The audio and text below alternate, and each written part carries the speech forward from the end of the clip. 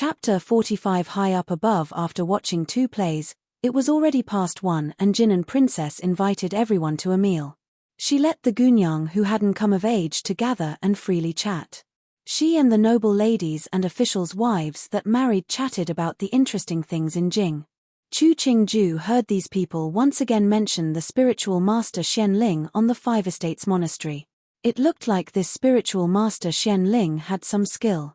Regardless of whether there were ghosts and gods in this world, but the fact that a person could be recommended by so many women used to living in a complicated environment, it showed his abilities were exceptional. As to in which direction they laid, that depended on the person. When Jin and Princess heard this, she was unexpectedly calm. She smiled calmly. If he is an extraordinary person, there definitely will be a change to meet him in the future. She did say that, but Chu Qingju could see that she didn't even care about such a thing. Chu Qingju held Mu Jin's hand as she stood to change clothes. On her way back, she met Chu Yusu accompanied by her Yahuan. She stopped in her steps and calmly watched as Chu Yusu gave her a full and respectful greeting. Greetings to Duan Wang Fei. Qi Yusu was now very clear. The Da in front of her didn't want to interact with Chang de Gongfu at all. She could even see on Da's body the coldness she held towards Chang de Gongfu. She had heard many of the rumors on the outside. She wanted to argue but found all the rumors were true. And some events that occurred were even worse than the rumors. She didn't have the courage to use the appellation of Da. The reputation of the Fu was worse and worse. It had affected her and Jie's marriage prospects. She wasn't content with becoming the Furen of a normal official. But none of the Di sons of the noble families wanted to marry her. So she wanted to try her best using her talents and beauty. It was better than mediocrely finishing her life. San Xiajie, please rise. Mu Jin saw her Wang Fei stand still and came up a step to give insubstantial support. She once again moved behind Chu Qingju. Chu Qingju looked at the color of the sky. Why are you alone here? I just saw the Gunyang of the Dao and Lu families chatting together. Why don't you go play with them? Chu Yusu's face was somewhat ugly. She forced a smile and answered, just wanted to take a walk. Nodding, Chu Qingju didn't speak more. I'll go first, you be careful. Farewell Wang Fei. Chu Yusu bowed again.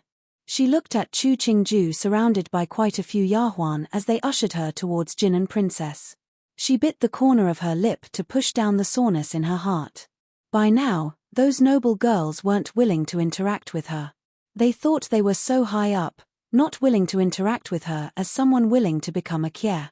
Really, they were normal people as well. In the future, they also had to pour their heart to try to hold their husband's heart and still manage the favored Seisha. By that time, they would all be that common eye of the fish. This kind of thoughts might just be Chu Yusu comforting herself, but by now she could only think like so to keep that strange sense of jealousy she had towards Chu Qingju. She shouldn't fantasize that if the person decreed would have been her, the person respected and flattered would be her. Wei Qingyi and the others saw Chu Qingju return and teased, you finally came back, we just mentioned you. Mentioned me? Chu Qingju sat back on her original seat, picking up an already skinned tangerine to put into her mouth. Said you have good fortune. All the Seisha in the Fu are so obedient and doesn't have too many tricks. Wei Qingyi smiled, not like our Fu, there's many beauties. Chu Qingju gave a cough and swallowed down the tangerine. She wiped the corner of her mouth. Da Suro is joking. Just recently, a Ce Fei on Duan Wang Fu had been demoted to Kia, and then a certain Tong Fang had died due to illness. Before that, there was a Tong Fang married off to the estate. This was being called obedience. Was this Wei Qingyi purposefully shaming her? I'm not as virtuous as Da Suro and can't run a household so well. Da Suro, don't laugh at me. Chu Qingju knew the only people present who dared to discuss Duan Wang Fu was the 3 of Jin and Princess, Wei and Qin. She smiled at Jin and Princess and informed, Jie, you may not know, Da Suro is virtuous and able but she always compliments those that are not, like me. Jie, you have to help get justice for me. Alright, Ben Gong's brothers could marry you all to be Wang Fei, it's their good luck. Jin and Princess smiled as she placed a place of red date cake into the middle. All of you eat a bit more cake, and don't mutually compliment each other anymore. Wei Qingyi smiled and let the topic go. She knew that Duan Wangfu was controlled now by Chu Qingju. The Huyuan was like a steel box. A few days ago, Wang Yi had a dark expression on his face because of a certain Tongfang's death. That Tongfang must have been Wang Yi's person.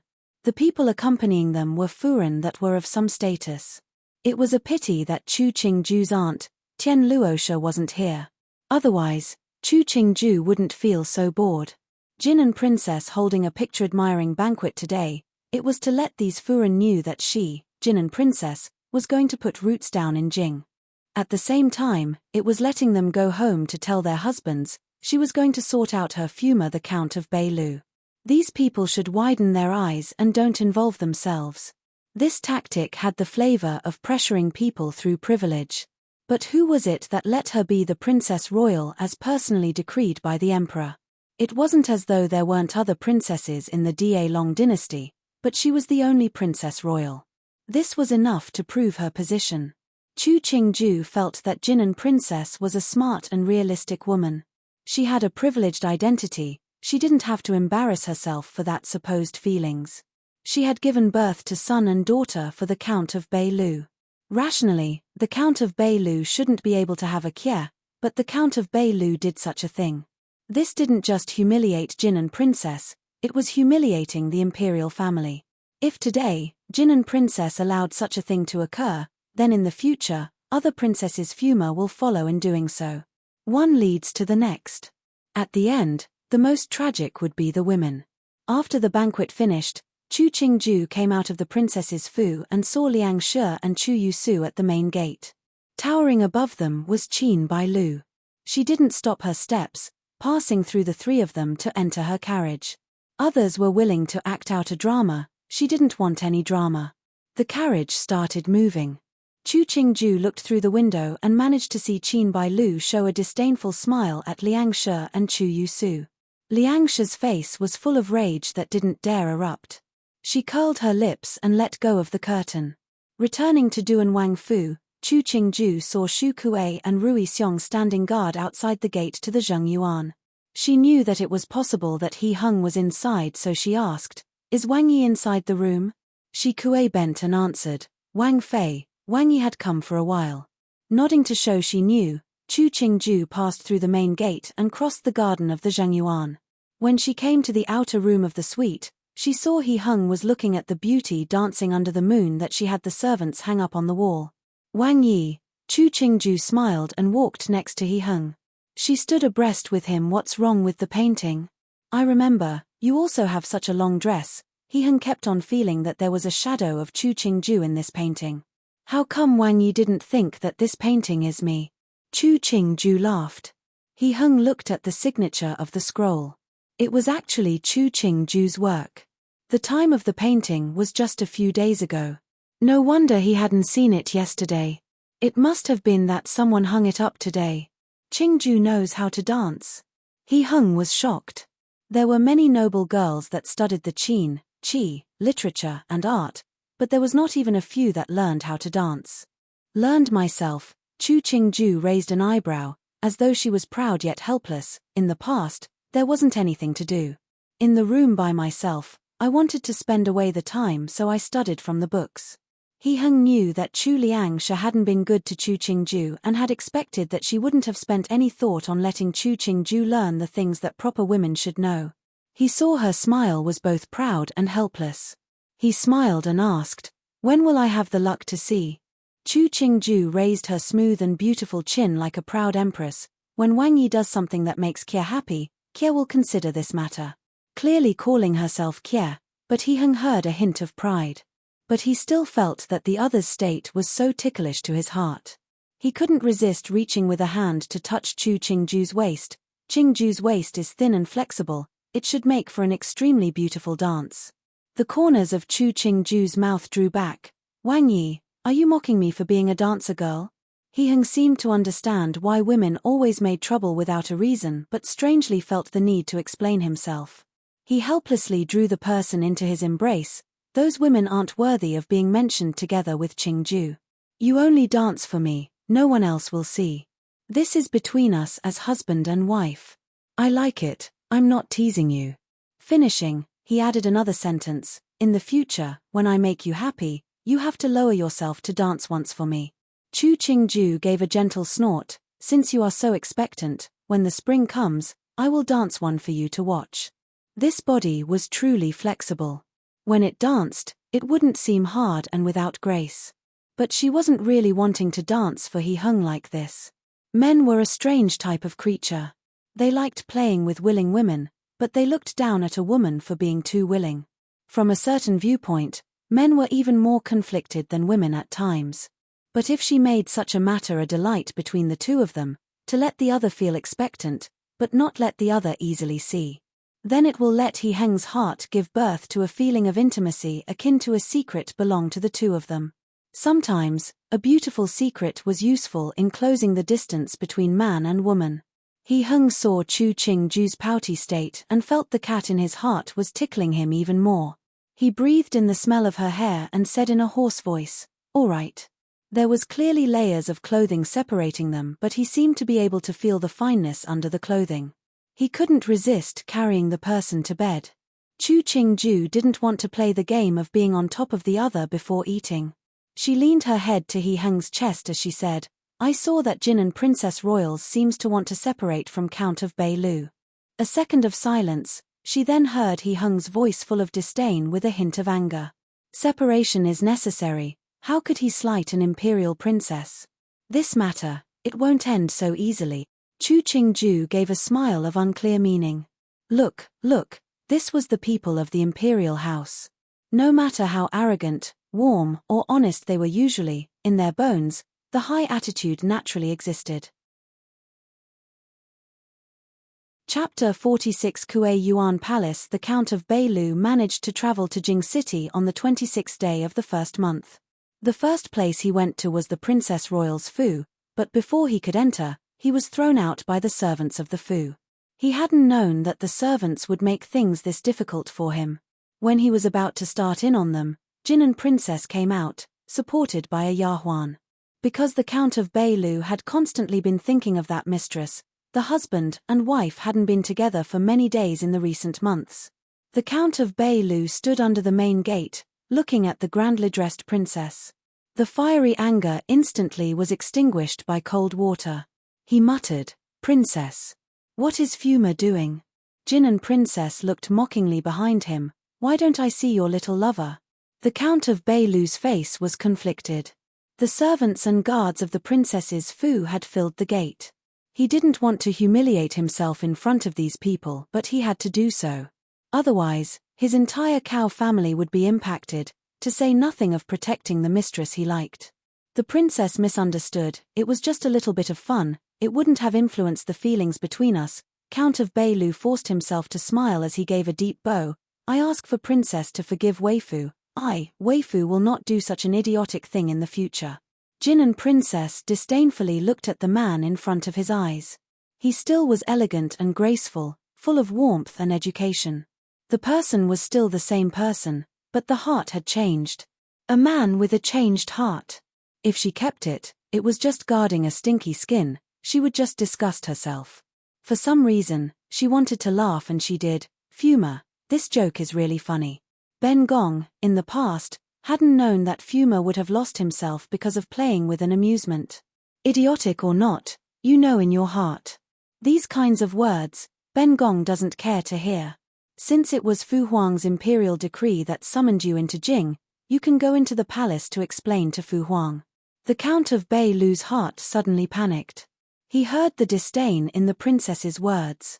But if this event didn't have the princess to mediate, the emperor will definitely heavily punish him.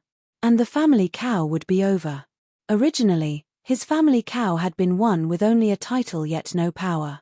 Now that the incident has gotten larger, they might not even be able to keep their title. Thinking about this, the Count of Bei Lu could only continue. Princess, we have been together for so many years, we can't let such a minor thing affect our feelings for each other. This event, it was Weifu's great mistake. As long as Princess is willing to forgive Weifu, Weifu is willing to do anything.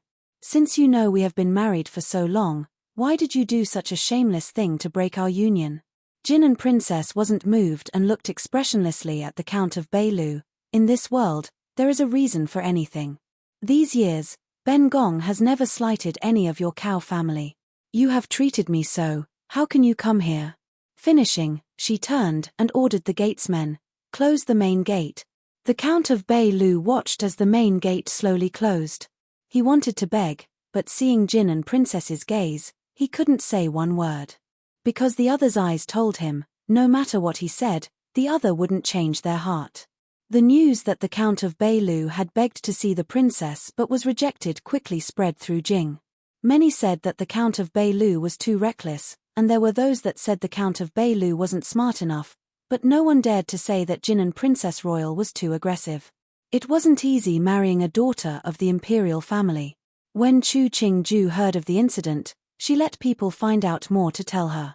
In the deep courtyard, there really wasn't anything. If she didn't listen to what was happening outside to amuse herself, she didn't know how to spend her time. No wonder the women here put on big or small banquets, looked at flowers, tea, paintings when they had time. All these were just excuses for the noble women to gather and waste time. The night that this news had spread, the Fu received the Empress' decree. It said they were having a family banquet at Kuei Yuan Palace tomorrow and that He Hung and Chu Qingju both had to be there. After receiving the decree, Chu Qingju felt a bit surprised. The Empress didn't seem to be one that meddled. To hold a family banquet so unexpectedly, it was most likely for Jin and Princess's matter. He Hung saw Chu Qingju in deep thought, so he spoke, "You don't have to think too much. Tomorrow, other than us brothers, I'm afraid there will only be Zhongjie Jin and Fu Huang and Mu Hu." This was saying that the other consorts didn't have the qualifications to be there. Chu Qingju understood. This was the warm-up to sorting out the Count of Beilu. She nodded, yes, it should be us maternal family who sort out this heartless man. To put aside such a good wife and entangle himself with an unclear woman, we can't let him off easily. Detecting Chu Qingju's anger, He Hung smiled and stated, "It seems you had a good time with Zhongjie." Chu Qingju sat down on the carved chair. She sighed and observed, "Zhongjie is a good woman. The Count of Beilu is truly despicable. He clearly had a very good person at home, but he had to go out to touch the unclean and unknown ones. It can be seen that the feelings from these many years, to him, it wasn't important." Seeing her expression seemed tired, he didn't know how he just started speaking. There are millions of men in the world. Some don't care for old affections, other people deepen their affections over time. Zhongjie just met a bad man. Chu Qingju suddenly smiled. Her left hand propped up her chin. She tilted her head to He Hung and said, "Wang Yi has to be the person whose affections deepen over time." He Hung's gaze was dark. He answered hoarsely, "Naturally, I'm the kind of person whose affections deepen over time." But in this sentence, he put emphasis on a certain word. A man and woman alone. He Hung's purposeful flirtation aroused Chu Qingju's interest. They didn't know who moved first, but when Chu Qingju managed to react, she was already lying on the bed, revealing half a shoulder. He Hung's dog teeth were licking and biting at her shoulder. Feeling her shoulder tickle, Chu Qingju shrugged her shoulders and laughed out loud. This provoked He Hung to bite tighter. He said hoarsely, "It seems I didn't put in enough effort, that Qingju can still laugh." Finishing, he purposefully pinched at her waist, causing Chu Qingju to laugh even louder. He clearly knew that she was most ticklish at her waist, yet he still purposefully put his hand there. Chu Qingju flashed to deliberately hide in his embrace, and before he noticed, she took grasp of little Hung. She threatened, "Wang Yi, don't tickle me, it wouldn't be good if I accidentally move my hand." He Hung gave a deep laugh. He replied, "Wang Fei, are you threatening me?" Finishing, his body pushed down, pinning the person under his body. He gently kissed her ear before raising his head to look at her and saying, "Then you have to take good care of it." "What is taking good care of it?" Chu Qingju widened her eyes, looking innocently at He Hung. Her hand very carelessly trembled a few times and felt little Hung stand to attention. This was igniting He Hung's very large fire, and he instantly threw himself in. An hour later, the servants started to move the bathtub and hot water to Zhengyuan. These Taijian all carefully kept their head down, afraid to even look twice at the clothing and ornaments on the ground. But just from the clothing on the ground, they knew just how fiery it had been between Wang Yi and Wang Fei. Chu Qingju sprawled at the border of the tub, permitting He Hung to knead her shoulders. Her voice carried laziness as she asked, "I heard we have a property in the Jing suburbs. It has hot springs? You like them?" He Hung's hand touched the fine skin and smiled as his chest glued itself onto that smooth and thin back. Yuquan Yuan, 3, does have a large hot spring. In a few days, I'll take you to play for a few days. That would be good. Chu Qingju tilted her head to gently kiss He Hung's face. Wang Yi, don't forget. A beautiful woman giving a kiss was naturally a good thing. He Hung stole a few more from Chu Qingju's lips before confirming, "Things that I have promised you, I won't forget." Chu Qingju smiled as she straightened her head. The inky strands of hair flowed in the water, hiding the bottom of the tub. When she came to Kuei Yuan Palace, Chu Qingju found that there were a few more hints of life this time. There were even more servants around, as though they were deliberately acting out such liveliness. Following He Hung into the main hall, she saw the Emperor and Empress there as expected. The person sitting directly under was Jin and Princess Royal. Under Jin and Princess were He Yuan and Qin Bailu. Chu Qingju felt that the Rui Wang couple had come quickly this time and weren't too proud. After she finished her greeting with He Hung, they sat down opposite the couple of He Yuan. Chu Qingju, as usual, drank tea and lowered her head. Qingde Emperor, and as a father, he might not be a good one, but at the very least, he still followed social conventions. Sitting at the top, he very rarely looked at his two Erxifu, and only talked with his two sons. A quick while later, the Ning Wang couple arrived. Chu Qingju watched as the two sat above them and He Qi started to amuse the emperor. She couldn't help but think each imperial son was a master of flattery from birth. "Since your Didi have all arrived, Jin will ask you one more time, do you really want to separate?" Qingde Emperor gave a sigh. The old face showing tiredness. "Gui Nian, Jin shouldn't have given you in marriage to that boy of the cow family. It has nothing to do with Fu Huang. It's knowing someone's face, not knowing their heart. Back then, it was this daughter that had agreed before Fu Huang decreed the marriage. Basically, it was this daughter who didn't have a good eye. Gui Nian, 4, was Jin and Princess Royal's name. This name had been personally chosen by Qingde Emperor. Perhaps it was that when choosing this name, Qingde Emperor had thought that this daughter, even if she had married, still remembered this home of hers that was the palace, so he named her Gui Nian. Chu Qingju found that the emperor treated Jin and Princess very well, better than the three sons other than He Yuan.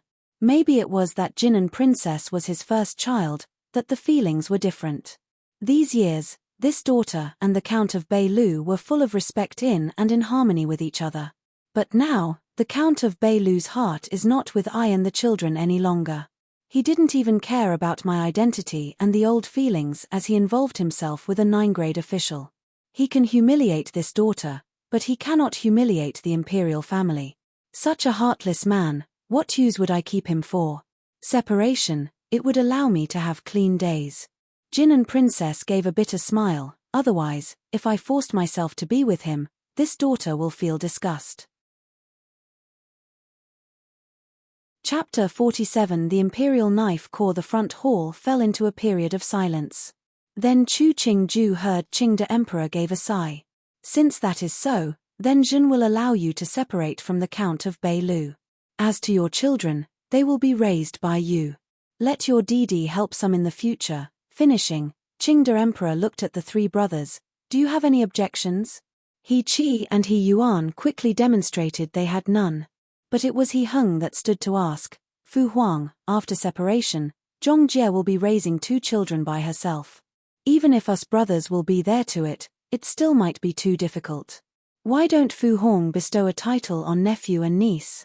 When Qingde Emperor had originally seen He Hung stand, his expression hadn't been good.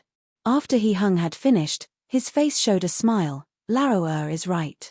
It should be like this. We will especially decree Cheng'e to be the Marquis of Dingzhong, Xian'e as our Yi Junju. Both shall change their surname to their mother's. After they grow up, then they will be titled." This was a true grace. He Hung's nephew and niece would change their surnames from Cao to He, and also received a title. In the future, no one in Jing would slight them because of their father. If they touched the imperial name, their statuses were drastically different. Jin and Princess Royal hadn't thought that it would be this smooth. She stood with tears in her eyes to thank Qing the Emperor. After the bow, she furtively looked at He Hung. Chu Qingju noticed that glance and knew the other was going to remember the gigantic boon He Hung had given her. To this, He Qi and He Yuan didn't have any objections but hated He Hung for being the one to do so. Even if this nephew did change to the surname He, it couldn't affect them competing for the throne and had no strong relationship to them. It was better to follow Fu Huang's desires and he could do a favor. Sitting at the side, the Empress who hadn't spoke at all changed the look on her face. Jin and Princess wasn't her blood daughter but she had raised her for many years. They naturally held mutual feelings for each other. Jin was humiliated, the most hurt was her as the mother.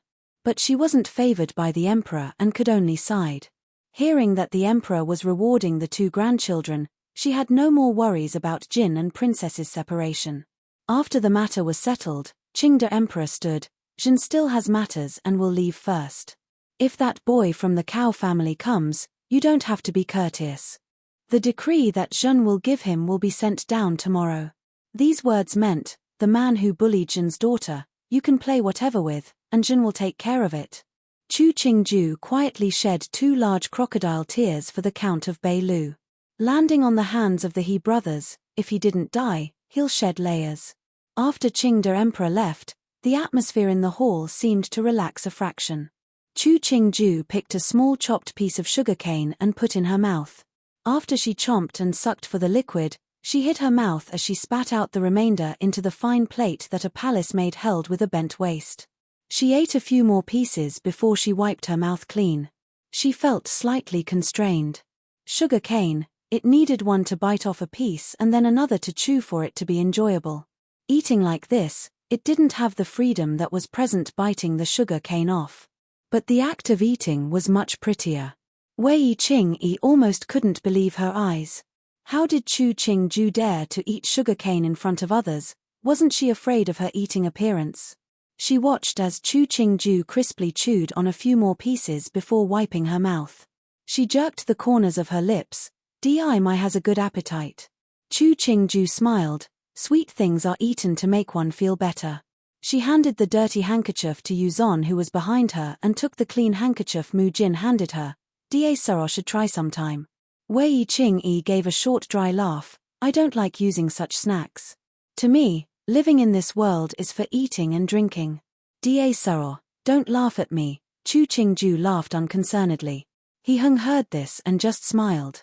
He clearly didn't feel that Chu Qingju placed too much importance on food but felt that his Wang Fei was so honest. Of course, this was due to the fact that when a person held good feelings as they looked at another, whatever they did was good.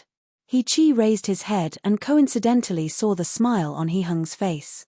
He gave a sigh, feeling that his teeth were slightly sore. Saro is very careful about food and clothing.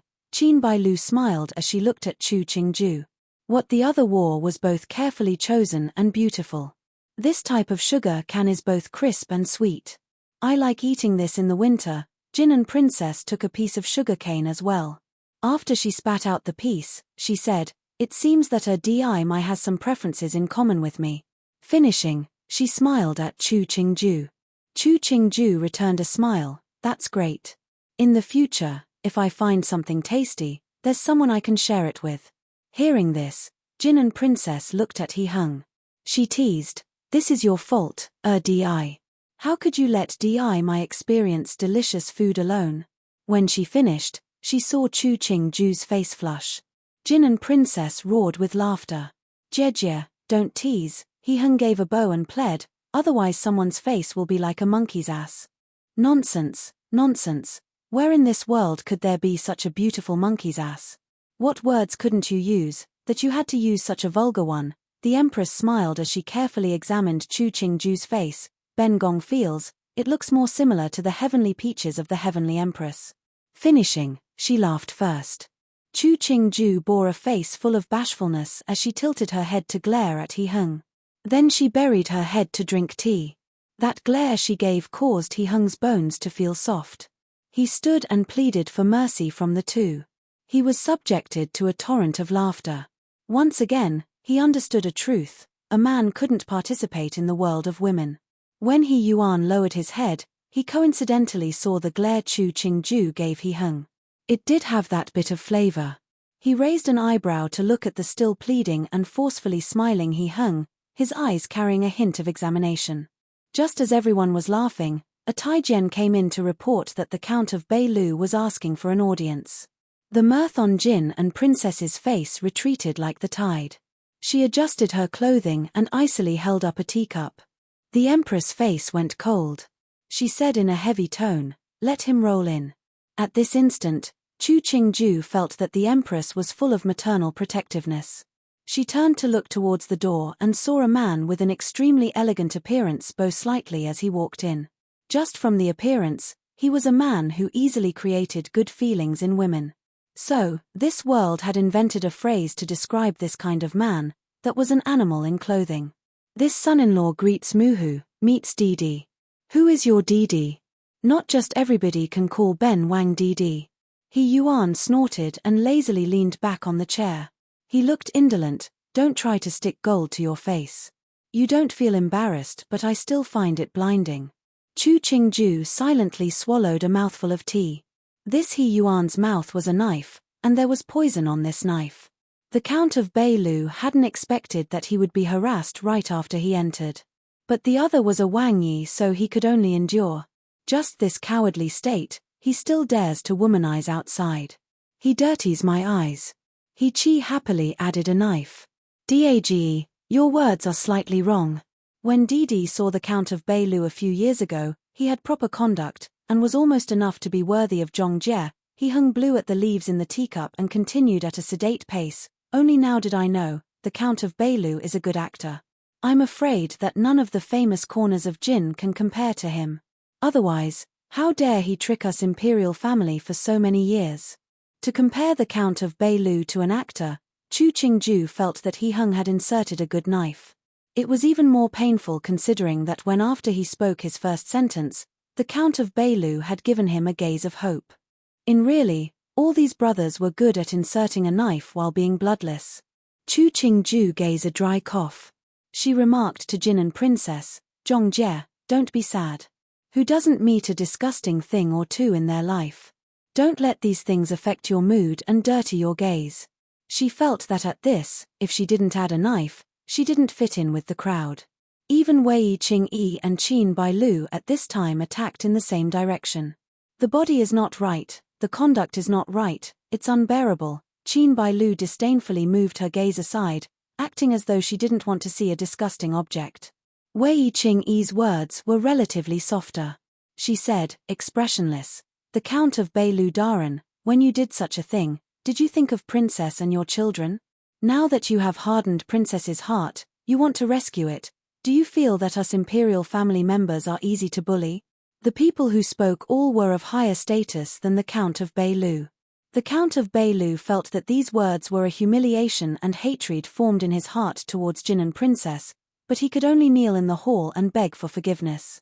Jin and Princess looked at the cowardly man in front of her eyes. At the beginning in Jingju, she hadn't seen him as regretful as this. For that woman, he had even been angry at her. He was afraid now, so he put on such an act. How did she even fall for this man in the first place? Moving her gaze away in disgust, Jin and Princess stood and said, "Muhu, this daughter is somewhat tired. I'll return first to the back to rest." Finishing, she didn't look again at the Count of Beilu and held the hand of a palace maid to leave the main hall. The Count of Beilu's heart froze. He knew that this incident couldn't be resolved. He could only heavily kowtow to the Empress, describing how regretful he was, describing how he would repent his ways, and started reminiscing about the good of the princess and how he wanted to go back to the time when they had good feelings for each other. Ben Gong feels that Lao Er's words aren't right. This Count of Beilu isn't some good actor, he's one of the storytellers in the tea shops. Look at his words. If one didn't already know, they would think that the imperial family was making too much of a fuss over nothing. The Empress gave a cold laugh. "You don't have to kowtow. Don't bleed on the floor of my Kuei Yuan place." Quickly roll away. When Bengong sees you, Bengong gets angry. There wasn't a mother that would be happy at a cheating son-in-law. The conduct of the Empress was already very constrained. In a normal family, the Count of Beilu would have already beaten to the point his mother didn't recognize him. Chu Qingju saw the Count of Beilu forcibly dragged away by the Taijian and said disdainfully, "Thankfully nephew and niece didn't see this state of his." He heard this and thought about those two children not even 10 years old. He sighed, separation is good, better than having such a father.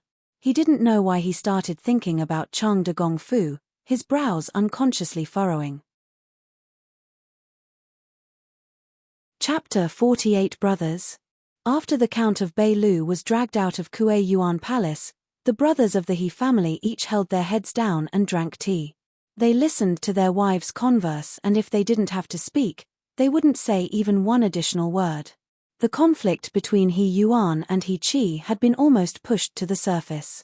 Recently, when Larosai and Wei Wenguang were sent to Jiangnan to investigate the case, who knew that just a few days after they left Jing, they encountered an assassination attempt. Both Wei Wenguang and Larosai were wounded, stopping in their trip to recover. Many Tai from the Imperial Hospital had been sent. By this time, the two were in no danger of danger, but a storm was raging in the Imperial court. Who would have such daring to assassinate the Imperial envoys? Those that would dare, they were either rebel or a person of great power and status. The Da Long dynasty had already ruled for hundreds of years, there weren't any of the so-called rebels. Those assassins could have only been sent by a personal of great power. Then why would such a person do a thing like this? There were already people at the court that were guessing the matter was connected to Rui Wang. But this matter had been given to Ning Wang to investigate. This time, Ning Wang's mouth was securely sealed, no news had been leaked. Rui Wang also didn't seem to be acting differently, so everyone then felt Rui Wang wouldn't have such daring to do it. That kind of conduct was almost akin to opposing the emperor. No matter how much Rui Wang was worried and how arrogant he wasn't outrageous to this step. The Empress was clear to the conflict between the three brothers. Seeing that it was almost the noon hour, she said, "It's so rare for you three brothers to gather together.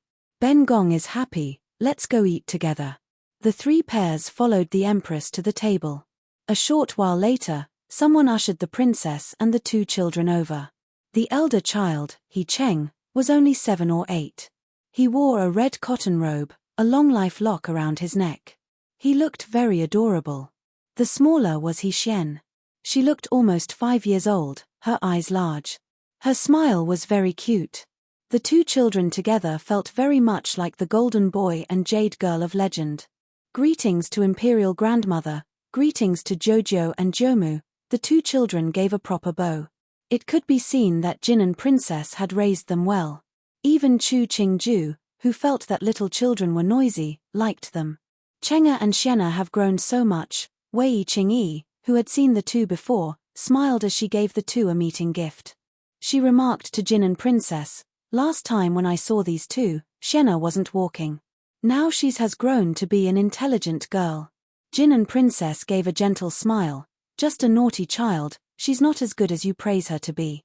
Chu Qingju had prepared a meeting gift very long ago. Hearing Jin and Princess say such a thing, she interjected, "Zhongjie, you can't criticize those children this way, I like these two very much." Speaking, she waved her hand at the two children, "Chenga, Xiena, come over for Jomu to take a look." He Cheng and He Xian obediently walked in front of Chu Qingju, carefully examining this Jomu. Her face becoming rosy red, He Xian timidly reached with a hand to pull on Chu Qingju's sleeve. "Nice to meet Jomu." "Nice to meet Xiena." Chu Qingju bent to place He Xian onto her own knee. She took a pendant from Mu Jin's hands to hang on Xiena's neck. "Jomu is giving you this as a toy." He Xian bent down to look at the pendant. It was a blooming lotus flower, the craftsmanship making it appear almost real. And the entire jade stone was transparent like ice. It was very beautiful and suitable for females to wear. Jin and Princess found that this pendant was carved from an ice jade. This type of jade was extremely rare. It was more beautiful than glass and extremely expensive. She hadn't expected that Demei would use something as valuable as this to give to a child as a meeting gift. Demei, she's just a child, she doesn't need to use such a rare jade. Half of Jin and Princess's words were courtesy, half was real. Us imperial family's daughters, nothing is too precious to wear. Chu Qingju smiled as she touched He Xian's hair buns. Our Xianna is more beautiful than jade. I was afraid that this jade was too tacky for our Gunyang. Finishing, she took another jade pendant from Mu Jin's hands. Here, Chenga, this is for you. He Cheng looked at Jin and Princess, and seeing the princess didn't block him, he took it and gave a bow. Thank you, Juemu. He spread his palm. It was a bat carved from a piece of black jade. Bats represented good fortune and were appropriate to give to young children. Jin and Princess saw that Demei had given very thoughtful gifts. These two jade pendants had been carved skillfully. The material itself was rare and couldn't be found in normal places. She said to He Xian, Xianna, come down quickly from Jomu's knee. Don't crush your Jomu. Sit beside your mother here and prepare to eat. He Xian jumped down from Chu Qingju's knee and smiled as she ran to the spot beside Jin and Princess. He Cheng followed her as she sat down. Chu Qingju gave a sigh as she watched. The children in the previous life really should learn from these children. The gap was too large. Wei Qingyi had already met the two children before, so it didn't matter if she gave a less weighty gift. But Qin Bailu fell into an awkward state. Both she and Chu Qingju were newly married. The first meeting with these two children, Chu Qingju gave out gifts before her. The gifts she had already prepared were embarrassing in comparison. Thinking that Chu Qingju was purposefully embarrassing her, Qin Bailu silently marked down another strike against Chu Qingju. She put on a bold face and gave out the objects. Jin and Princess held a normal attitude as she gave her thanks, but she felt that Jin and Princess clearly was more intimate with Chu Qingju. The palace maids streamed in with teacups and copper basins as well as towels. Chu Qingju and He Heng sat together. After washing hands and rinsing mouths, there were many more maids and Taijian that came in. Delicious food, steams, sautéed or fried, were set down like a flow water. The palace maids that held the plates each had pale white hands. Presenting the white porcelain plates, it made for a beautiful image that increased the appetite. This made her think back to the memoir of a certain last emperor of a dynasty from the previous life. This scene in front of her didn't differ much from that memoir. It might be even more outrageous, since this was the golden age of Da Long dynasty. In reality, everything about the meal the nobility used was good, except for the rule that there was to be no speaking while eating. Chu Qingju was somewhat unused to such a practice. In the previous life, she always ate while either having a phone call or organizing an artist's schedule during the meantime. Here, she seemed to be in a retired state. There were no cell phones or computers. She could only read, practice her writing and draw. Originally, she had a bit of interest towards the qi, but after a few times, He Heng wasn't willing to play with her. Her life instantly became boring. After the noon meal, the queen didn't keep the three brothers. The brothers took their own wives as they walked out of Kuei Yuan Palace. Coming out of the main gate of Kuei Yuan Palace, He Yuan took Qin Bailu with him as he separated from the other two brothers. He Qi and He Heng didn't mind. After He Yuan's figure disappeared, He Qi said, "This morning, news came from outside Jing. Sai Di's wounds are better, but his arm might have problems remaining. When it's winter, it will ache." He Heng gave a sigh, and held his hands up to the sky together. Thank heavens nothing major happened to Sai Di. Otherwise, there will be one person less among us brothers to play together in the future. Exactly, He Qi's words were full of rage as he said, "This Evildor is too daring, too outrageous. He dares to assassinate an imperial son and a prime minister. This is the imperial envoy representing Fu Huang." Walking at He Heng's side, Chu Qingju's eyebrow twitched slightly before instantly returning to normal. DAGE has to find the person hiding in the back, and get justice on behalf of Sai Di and Minister Wei. He Heng bowed to He Qi with two fists raised together. "DAGE, thanks for your trouble. This matter already has some leads." He Qi returned a bow. "It's no trouble, this is what I should do." He Heng heard this, smiled and didn't reply. He Qi didn't care if he responded. He raised his hands in a fist. Gij still has matters to attend to, I'll leave first. Finishing, he strode towards another path. Wei Qingyi slightly bowed to He Hung before quickly following. Chu Qingju and He Hung returned a bow. Looking at the backs of the Ning Wang couple, the two sedately walked towards the exit of the palace. Da Bo seems to be full of life these days, Chu Qingju serenely opened, he seems to be even more majestic than usual. He Hung detected that Chu Qingju had words within her words. He smiled. It may be that it was the holidays earlier, he ate too much meat and drank too much. Those normal citizens hoped to touch a bit of oil during the holidays. As a member of the imperial family, when did he not eat well? Chu Qingju giggled and said, Wang Yi is right. After the two got on the carriage, He Hung then said, Wei Wenguang comes from the same branch as the Chengde Gong Fu Laro Taitai's maternal family. But Wei Wenguang is of Shu birth. During his earlier years, he was met with much cold care from the family Wei. Now, he's a bit at odds with the family Wei. And the entire family Wei is slowly declining. Chu Qingju hadn't thought that there would be such a connection. She thought about the conduct of the Laro Taitai of Chengde Gong Fu and had to admit that He Hung's words were reasonable. Laro Taitai was much colder to me. In the past, when people from the Wei family came to the Fu, they liked to flatter San Mai and brother Wang Ji. It must have been that time that the family Wei was already not well. He Hung knew that his Wang Fei was, in reality, a very intelligent woman. It could be seen from how she treated others and received gifts. She was able to clearly prioritize and recognize what was important. She didn't demean the status of Duan Wang Fu because Rui Wang Fu was favored. She didn't slight Jin and Zhong Jie because she came back to Jing with only her children. When it was time to be aggressive, she never retreated. When it was time to be gentle, she was never willful. This type of woman most likely took after Tian Shu, that she could be so intelligent. Clearly, in the heart of the most honored Duan Qin Wang, Chengde Gong Fu was a pile of idiots and his Wang Fei was a pure white lotus flower untouched by the mud. In the future, our Fu's gifts to Xiongqing Hu Fu should increase a few fractions. He Hung's tone was serious as he continued, the Tian family's conduct is strict. There is no harm to you in having closer relations with them. What was this tone that held hints of gladness? Chu Qingju jerked her lips. She nodded and confirmed, all right. He Hung smiled and then gravely said, in the future, stay further away from people from Ning Wang Fu. He knew that Chu Qingju was at odds with the people of Rui Wang Fu and didn't need his reminder. Chu Qingju paused slightly before nodding gravely. Chapter 49 The Honor of the Imperial House. Very quickly the imperial decree concerning the Count of Beilu and Jin and Princess Royal was sent down. At the same time, there was also the decree bestowing the titles to the two children of Jin and Princess. As to the Count of Beilu, Qingde Emperor didn't take away his title. He only let the servants drag him to the meridian gate of the palace to be punished with 40 blows. In the imperial decree, he clarified the conduct of Jingju's cow clan is not good, their morality lacking. They cannot be a choice for marriage.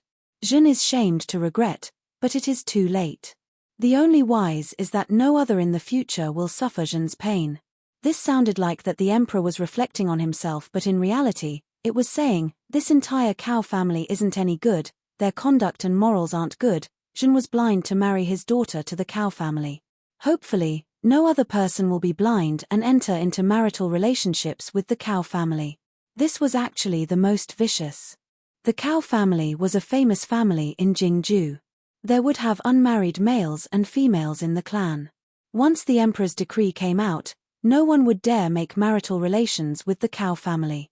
Otherwise, wouldn't that be going against the emperor? This Count of Beilu doomed his entire clan.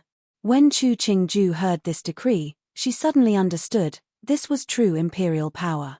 If the emperor said that the people of the cow family weren't good, then it was that the members of the cow family 100% had problems.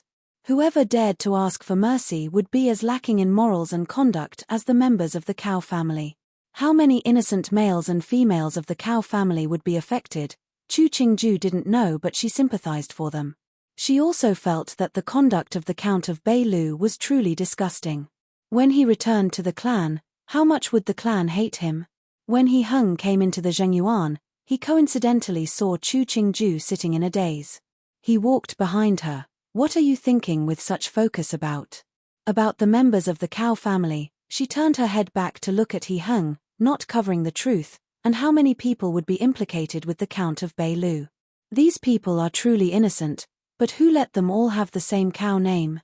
He Hung understood that she was sympathizing with the innocent members of the Cao family, and explained, if only the Count of Beilu was punished, then where is the imperial house's dignity? Additionally, Fu Huang's actions are already light. 100 years earlier, an ancestor had a fumer who took a Kier into the Fu and imprisoned the princess. In the end, his family was sentenced to execution. His relations within 5 clans were all demoted to Gen Minute. Chu Qingju stopped in shock. If the cost was so high, why do such a thing? If the princess's conduct was lacking, then it was reasonable, but Jin and princess raised a son and daughter and treated the Count of Beilu very well. To do what the Count of Beilu did, didn't he feel guilty? "All right, don't think about such things." He Hung patted the back of her hand. He smiled and said, "Now it is already like this, you don't have to worry. In the future when you have the time, just visit the princess's Fu more often." Chu Qingju nodded, her face relaxing slightly. She looked at the condition of the sky outside. It was dark and likely to rain. The weather doesn't look good. The wind might start up. If you are going out, you have to wear more. "Don't worry, there's Ming He and the others." He Hung waved his hand. "I'll accompany you for the noon meal before going out. This afternoon, the Count of Beilu is leaving Jing. Us brothers have to at least bid him farewell." Hearing this, Chu Qingju silently lit a candle for the Count of Beilu inside. There were always people passing through the 4 main gates of Jing City. The city of Jing's prosperity caused many to come to Jing to make a living. There even were many foreigners that set down roots in Jing City to live. But at this time at the North Gate, not many people were passing through, only some of the public watching from far away. "Count of Beilu is leaving so soon? Why don't you stay a few more days? Ben Wang and brothers hadn't even properly received you, you're in such a rush." He Chi looked at the Count of Beilu that knelt in front of him. He gave a hearty laugh and reached out to heavily pat on the Count of Beilu's shoulder. He watched as the Count of Beilu's originally pale face become even uglier. Look at the Count's white face. No wonder he could seduce those unclean and unknown women outside. He Yuan sat on a tall white horse, staring from half-lidded eyes down at the Count of Beilu. "Now you can go far away with that woman freely. Such a cause for celebration. Ben Wang will give his congratulations here. Come, present the gift that Ben Wang has prepared for the Count of Beilu's beloved." The Count of Beilu had been sentenced to a beating, and shivered as he knelt. When Rui Wang's gift was presented, his expression changed out of fright. He had seen such a medicine bottle before. Inside was a medicine called linked in countless ways. After the person swallowed the medicine, his stomach and intestines would hurt in countless ways. The medicine would sap all energy from the body to the point that suicide wasn't possible. They had to suffer in pain for an entire day before death. A beauty is only fit to use a medicine with a beautiful name. What does the Count of Beilu think of Ben Wang's gift? He Yuan jumped off the horse, walking in front of the Count of Beilu. He used the tip of his foot to raise the chin, looking at the other's sweaty state. He revealed a few fractions of mirth. "If you don't like it, Ben Wang can give you another gift." Hearing Rui Wang put emphasis on the word "you," the Count of Beilu kowtowed and said, "Thanks to your Highness Rui Wang for your gift." Seeing his state, He Yuan took his foot away in disgust. The little Taijian that followed behind him hurriedly knelt on the ground and took out a handkerchief to carefully wipe the tip of his shoe, the disdain clearly displayed. He Hung cheerfully watched this scene. Seeing the Count of Beilu tighten his fist, he bent down to speak to him. "Think how grand you were in the past, and look at you now. You don't want to be that high-up fumer, but you want to be that dog that everyone hates. Should Ben Wang say you are pitiful or disgusting?" Finishing, he straightened his body and announced in a loud voice, "The princesses of the imperial family are born into high status, beautiful and virtuous. You betrayed princess and son and daughter. The imperial family can't have a fumer like you. In the future, the Cao family of Jingju is forbidden to ever enter the city of Jing. Otherwise, our He family will punish each as they appear. Finishing, he gave a kick to the body of the Count of Bailu, brushed off the non-existent dust on his clothes and got on his own date-colored steed. Get out, get out. He Chi disliked his disgusting state too, turning and leaving on his horse. He Heng and He Yuan didn't look at him, leaving on their horses as well. The horse that He Yuan was riding made his tail whip across the Count of Bailu's body, but the Count could only kneel straight up, not daring to evade. Seeing the Wang Yi leave, the surrounding people then came over, pointing and telling the countless versions of what the Count of Bailu had done. But in all of them, it was how despicable the Count of Bailu was and how enticing the woman that seduced the Count was. To the citizens, if the Emperor and the Wang Yi said it was not good, then it was naturally very not good. As to if this matter occurred between ordinary people, what they would have done, only they themselves would know. The Count of Bailu forced himself onto the carriage with the help of a manservant. He laid on his stomach on the soft cushions as he thought back to how magnificent he was that year he had come back to Jing and the sorry figure now. He started to become regretful. If he had always been good with the princess, then these Wang Yi today would have been courteous to him, and everyone in the Cao family would have been carefully flattering himself. Now, even if he did go back to Jingju, the entire Cao family probably wanted to eat his flesh and drink his blood. Tightening his grip around the medicine bottle in his head, the Count of Bailu's eyes darkened. If it wasn't that whore seducing him, he and the princess wouldn't be in this position today. After the incident involving Jin and Princess Royal had been passed around in Jing for a few days, it settled down. For the womenfolk, it was just that there was another person to praise and flatter in Jing. To men, it was reminding them not to interact with the Cao family of Jingju in the future. Otherwise, there was no change. The first month quickly passed by. Just as everyone quieted down, another storm of thunder and lightning came upon Jing. His Highness Ning Wang had found the mastermind behind the attempted assassination of the imperial envoy. And that person was the most favored by the emperor, His Highness Rui Wang. His Highness Rui Wang's people tried to argue for Rui Wang, but Ning Wang provided many pieces of evidence. For example, how the assassins killed by the guards had once served in Rui Wang Fu, and a protective talisman found on a certain assassin's body had been requested from the Five Estates Monastery from a certain Yahuan of Rui Wang Fu. There were even witnesses who claimed that on the second day after Cheng Wang left the city, Rui Wang had secretly met with certain members of the group. After Qingde Emperor finished listening to the entire matter, he was so angry he couldn't speak a word. On the spot, he was so angry he spat out a mouth of blood and fainted. He was quickly sent back to Tianqi Palace under a crowd of people, the Tai on duty at the Imperial Hospital summoned. Because He Yuan couldn't come to court, the emperor had regained consciousness when he had received the news. He wanted to leave the Fu to see the emperor, but he found that the imperial guards that he assumed he could casually order around suddenly became unmovable. The people inside couldn't go out, the people outside couldn't come in. He Yuan smashed a few more objects in frustration before he remembered his subordinate Jiao Duo was coincidentally in the Fu and had a Taijian summon him. When Jiao Duo rushed to the study, He Yuan's anger hadn't calmed.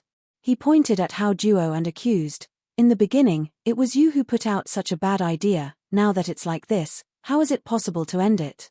Jiao Duo gave a proper greeting, his face not changing expression. He explained, "Wang Yi, this one didn't think that it would happen like this. And this one is suspicious, someone is purposefully framing you. Of course, Ben Wang also knows that someone is framing me. Do I need you to tell me?" He Yuan pushed a brush stand onto the ground, "Killing brothers, if this kind of label comes down, Ben Wang is finished.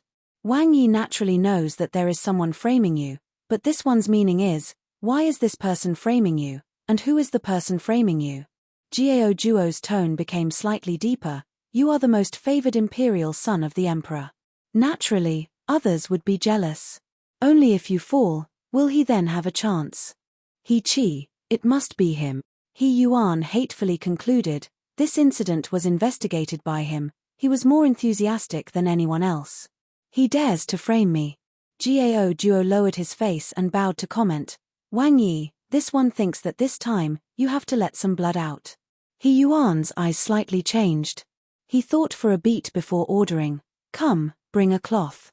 Gao Duo smiled. Wang Yi is wise and understands how to move the emperor's heart.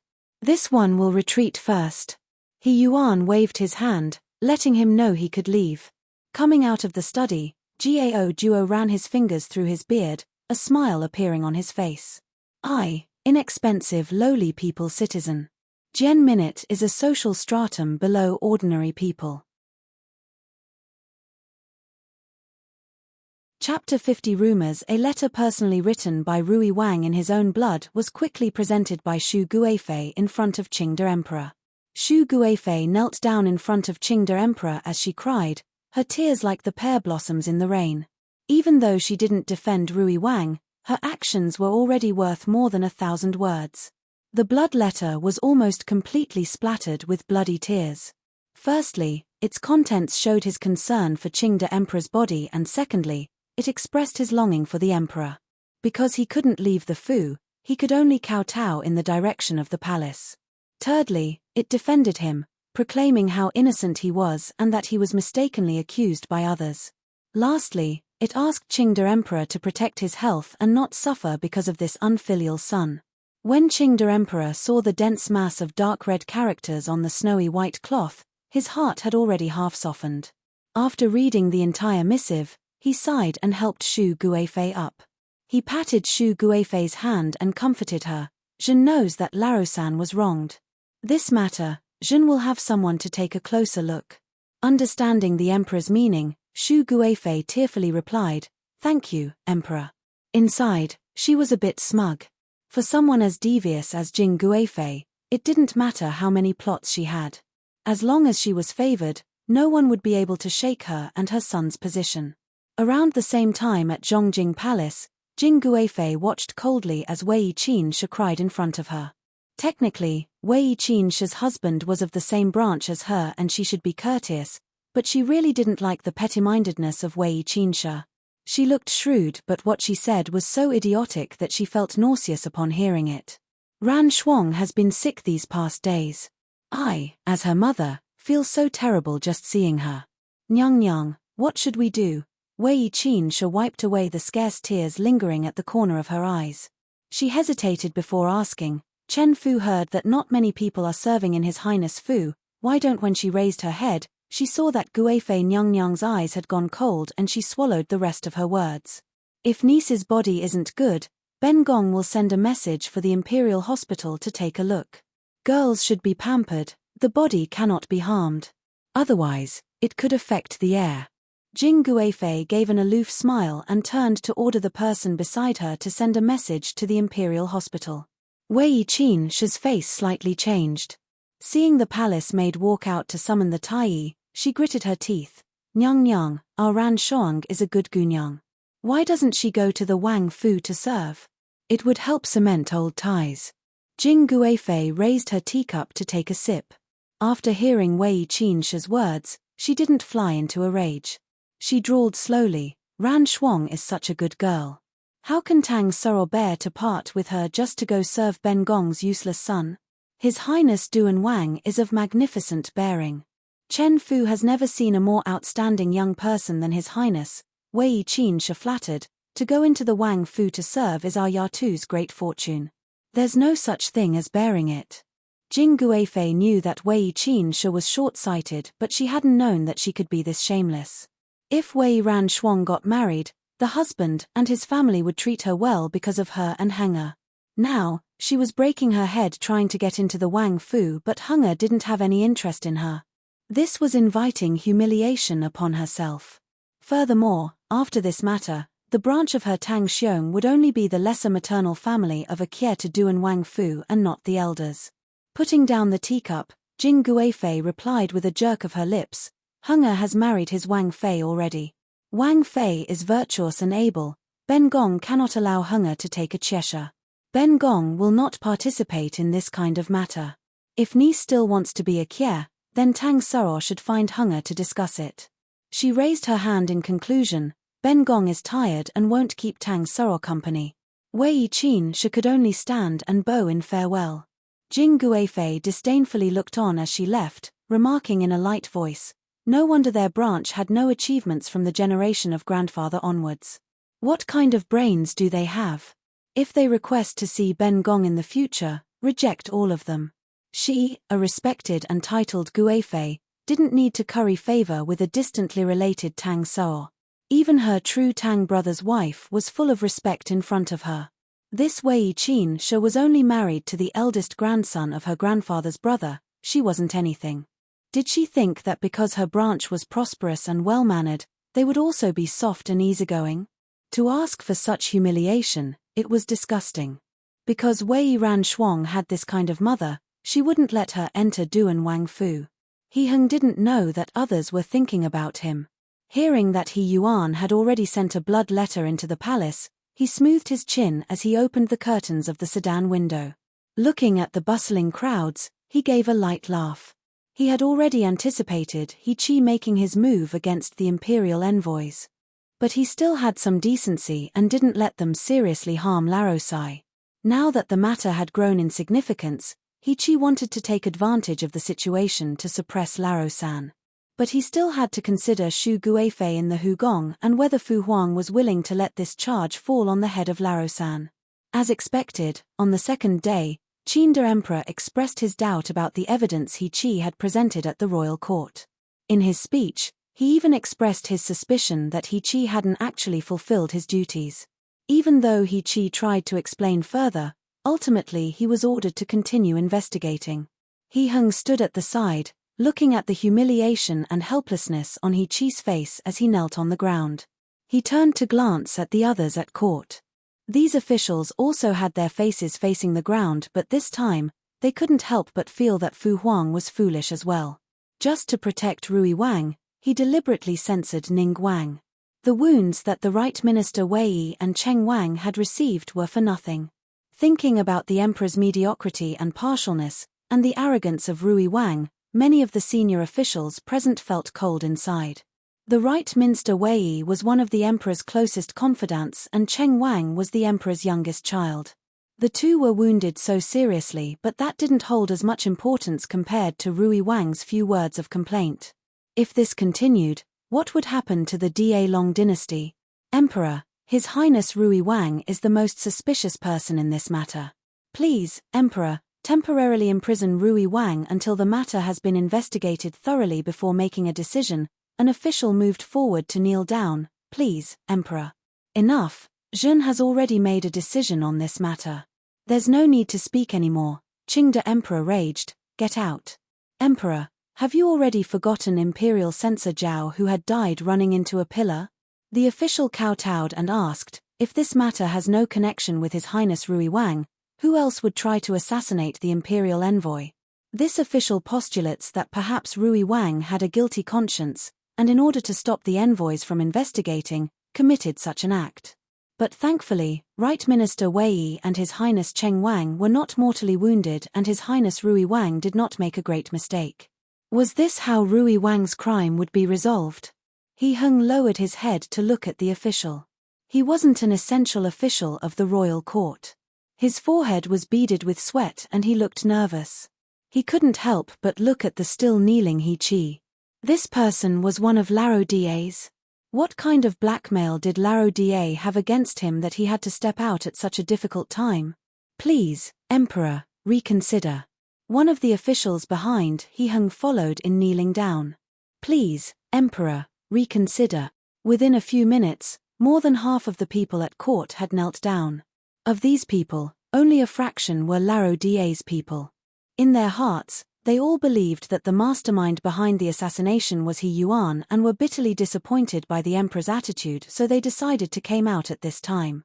Qingde Emperor hadn't thought that this many people would oppose him. His face reddened in anger, but he didn't want to let go. He took a deep breath to continue. These events are only Imperial Censor Zhao's retelling. Rui Wang could have been mistakenly accused.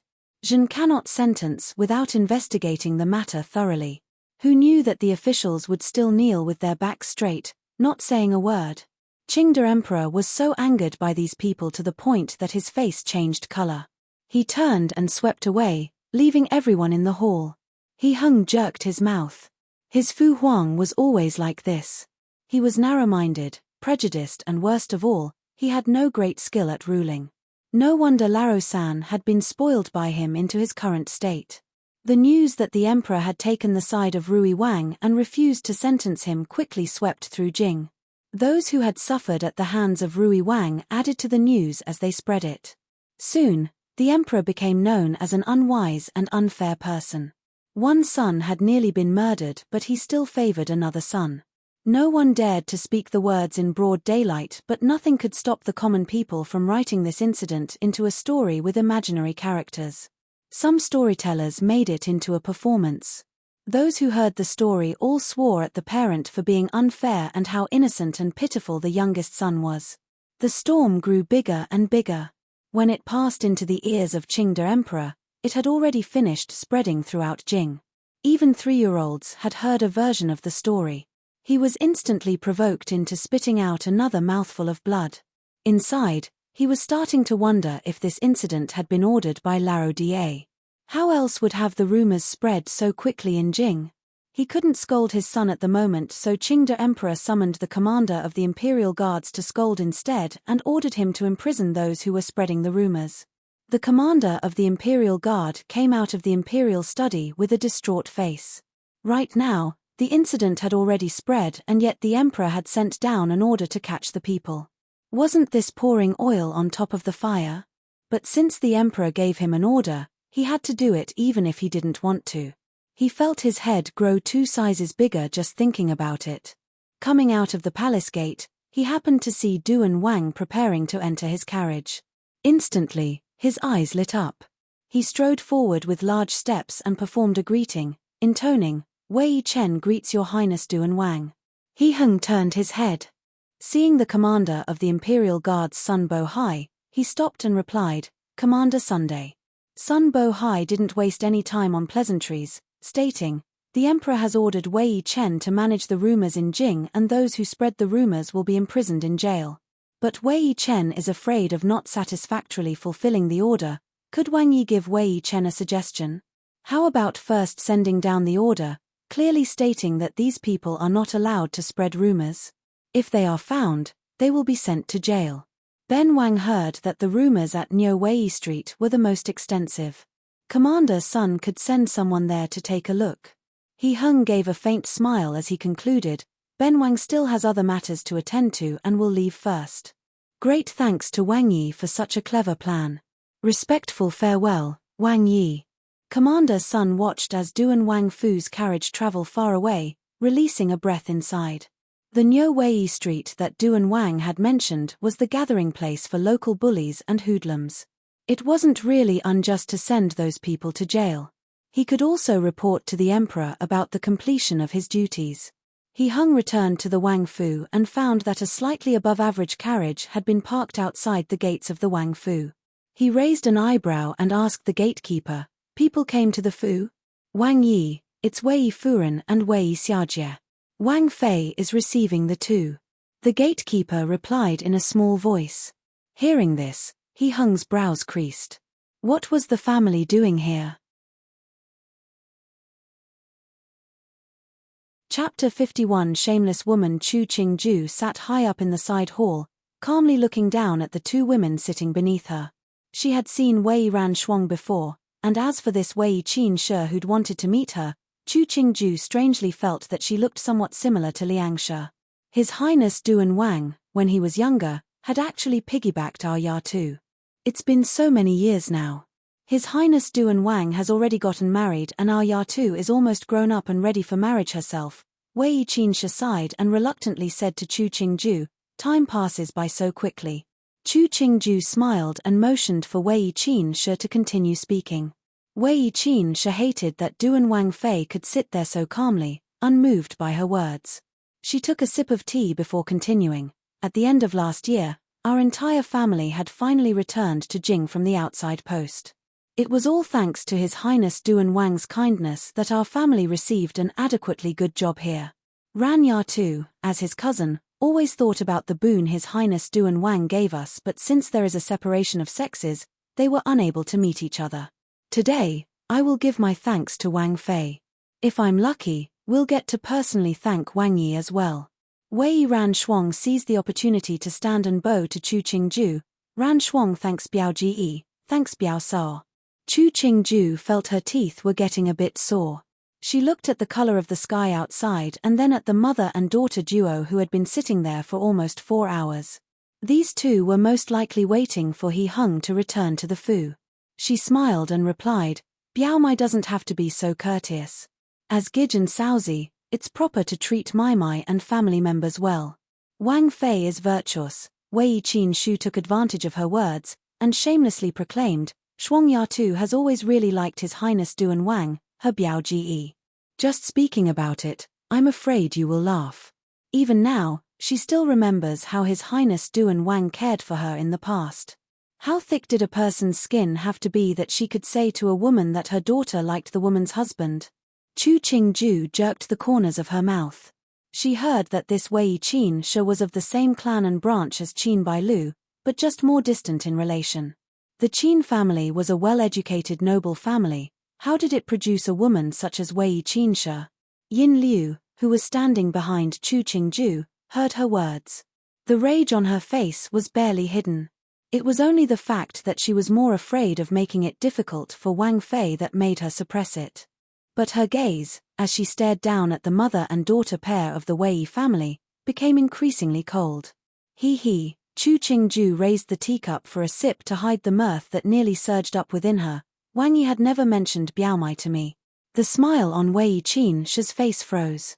She instantly replied, Wang Yi is occupied with a myriad of state affairs. He wouldn't have remembered to discuss such minor things when he returns to the Fu. What does Wei Furen mean? Chu Qingju's face darkened. Wang Yi is just an imperial son. Where does this myriad of state affairs come from? Furthermore, Wang Yi usually resides in Zhengyuan and he always talks about the household matters with me. Why does it seem like you mean that Wang Yi has matters he doesn't like discussing with Ben Wang Fei? Wei Qin Shi was in shock. She didn't think that Duan Wang Fei could change faces so quickly without a hint of warning. She paused for a second before regrouping and said, Please forgive me, Wang Fei. Chen Fu meant no such thing. Wei Ran Shuang bowed to Chu Qingju with a pale face as she joined in. Please Wang Fei, don't be angry. Mother wasn't being deliberate and didn't mean it like that. We are all related here. There's no need to be so strict. Chu Qingju's face softened and she smiled again. After she motioned for Wei Ran Shuang to sit down again, she continued, if Wei Furen didn't mean it, then it's naturally good. Wei Qin Shi had never seen someone who could change expressions so fast. Right now, as Chu Qingju smiled, she could only follow. Chen Fu doesn't know how to speak. It's lucky that Wang Fei doesn't object. Wang Fei is really tolerant. The thoughtless words of normal people, I won't get angry at, Chu Qingju replied calmly. Why isn't Biao Mai attending in front of Mu Fei, and also left the palace? Wei Ran Shuang answered in a small voice. Gui Fei Nyang was worried that my family missed me so she sent me back to the Fu. Was Wang Fei implying that they were normal people and not worth bothering with? Mu Fei is always very considerate. Chu Qingju examined Wei Ran Shuang from head to toe. I see your bones are thin and weak. When you return to your Fu, you should eat more. She then let Rui Xiong and Shu Kuei bring out some quality medicinal herbs for Wei Qin Shi to take back. We shouldn't let Wang Fei spend so much. Wei Qin Shi stood and gave her thanks. She saw the sky was becoming darker and darker and no one had reported Wang Yi's return to the Fu. She was getting impatient but she still wanted to wait. She could only rudely sit and not bid farewell. Chu Qingju wasn't in any rush either. She was waiting for He Hung to return. These two women were so interesting that if He Hung didn't experience this for himself, how would the suffering she underwent this afternoon be justified? Wei Ran Shuang was unable to sit still in her seat. She might have been interested in Duan Wang but her face was much thinner. Seeing Wang Fei staring pointedly at her, she felt her face heat up and didn't dare to meet Chu Qingju's eyes. Just then, Xiao Ganzi hurriedly walked in and bowed to Chu Qingju. He said lightly, Wang Fei, Wang Yi has returned. Wei Ran Shuang's eyes were immediately filled with light. She raised her head slightly and saw the other woman reveal a bright smile. Even though she was a woman, she had to admit that Duan Wang Fei was attractive. Since Wang Yi has returned, why don't we greet Wang Yi? Wei Qinsha positioned herself as an elder by sitting on the chair and commented, Chen Fu hasn't seen His Highness for so many years. Xiao Ganzi was still standing, his body bent at the waist. Upon hearing Wei Qinsha's words, he twisted his mouth in disdain. No wonder this Wei Xiajie looked so petty-minded. With such a mother, how good of a daughter could she raise? A not even closely related Zhoumu had the nerve to posture as an elder in front of Wang Fei. If you gave them an inch, they would take a mile. They should take a good look at their rank before acting. Wang Yi is here. Chu Qingju stood and saw He Heng striding towards her. She smiled and went forward, their two hands naturally coming together. Today, you're later than usual. There were more matters to attend to, so you had to wait a bit longer. He Heng brought her along and they sat before looking down at Wei Qinsha and Wei Ranshuang standing below. Wei Furen and Wei Xiaojie have enough free time to visit Ben Wang's Fu? He didn't need to use courtesy towards these kind of people. The imposing manner of a Wang Yi came out naturally. Wei Qinsha felt an indescribable sense of awe. She gave He Heng a bow of greeting. Since returning to Jing, I haven't seen Wang Yi and Wang Fei, so today I brought my daughter here to greet Wang Fei. It must have been great trouble for you to come. Wang Fei has already met Wei Xiajie at the palace. He Heng raised Chu Qingju's teacup to take a mouthful. He calmly remarked, based on Mu Fei's ancestors, you are Ben Wang's elders. How can it be that you came here to meet us? Wang Yi isn't someone we can compare to. Wei Qinsha's tone, as she spoke, became politer. She carefully said, Shuang Yatu kept talking about her memories when you were younger, so Chen Fu had to come here with this Yatu. The hand that held his teacup stilled. What did those words mean? He turned his head to look at Chu Qingju. As expected, he saw that there were hints of ice in the other's mirth. He slightly furrowed his eyebrows and commented, Wei Xiajie had only met with Ben Wang a few times during our younger years.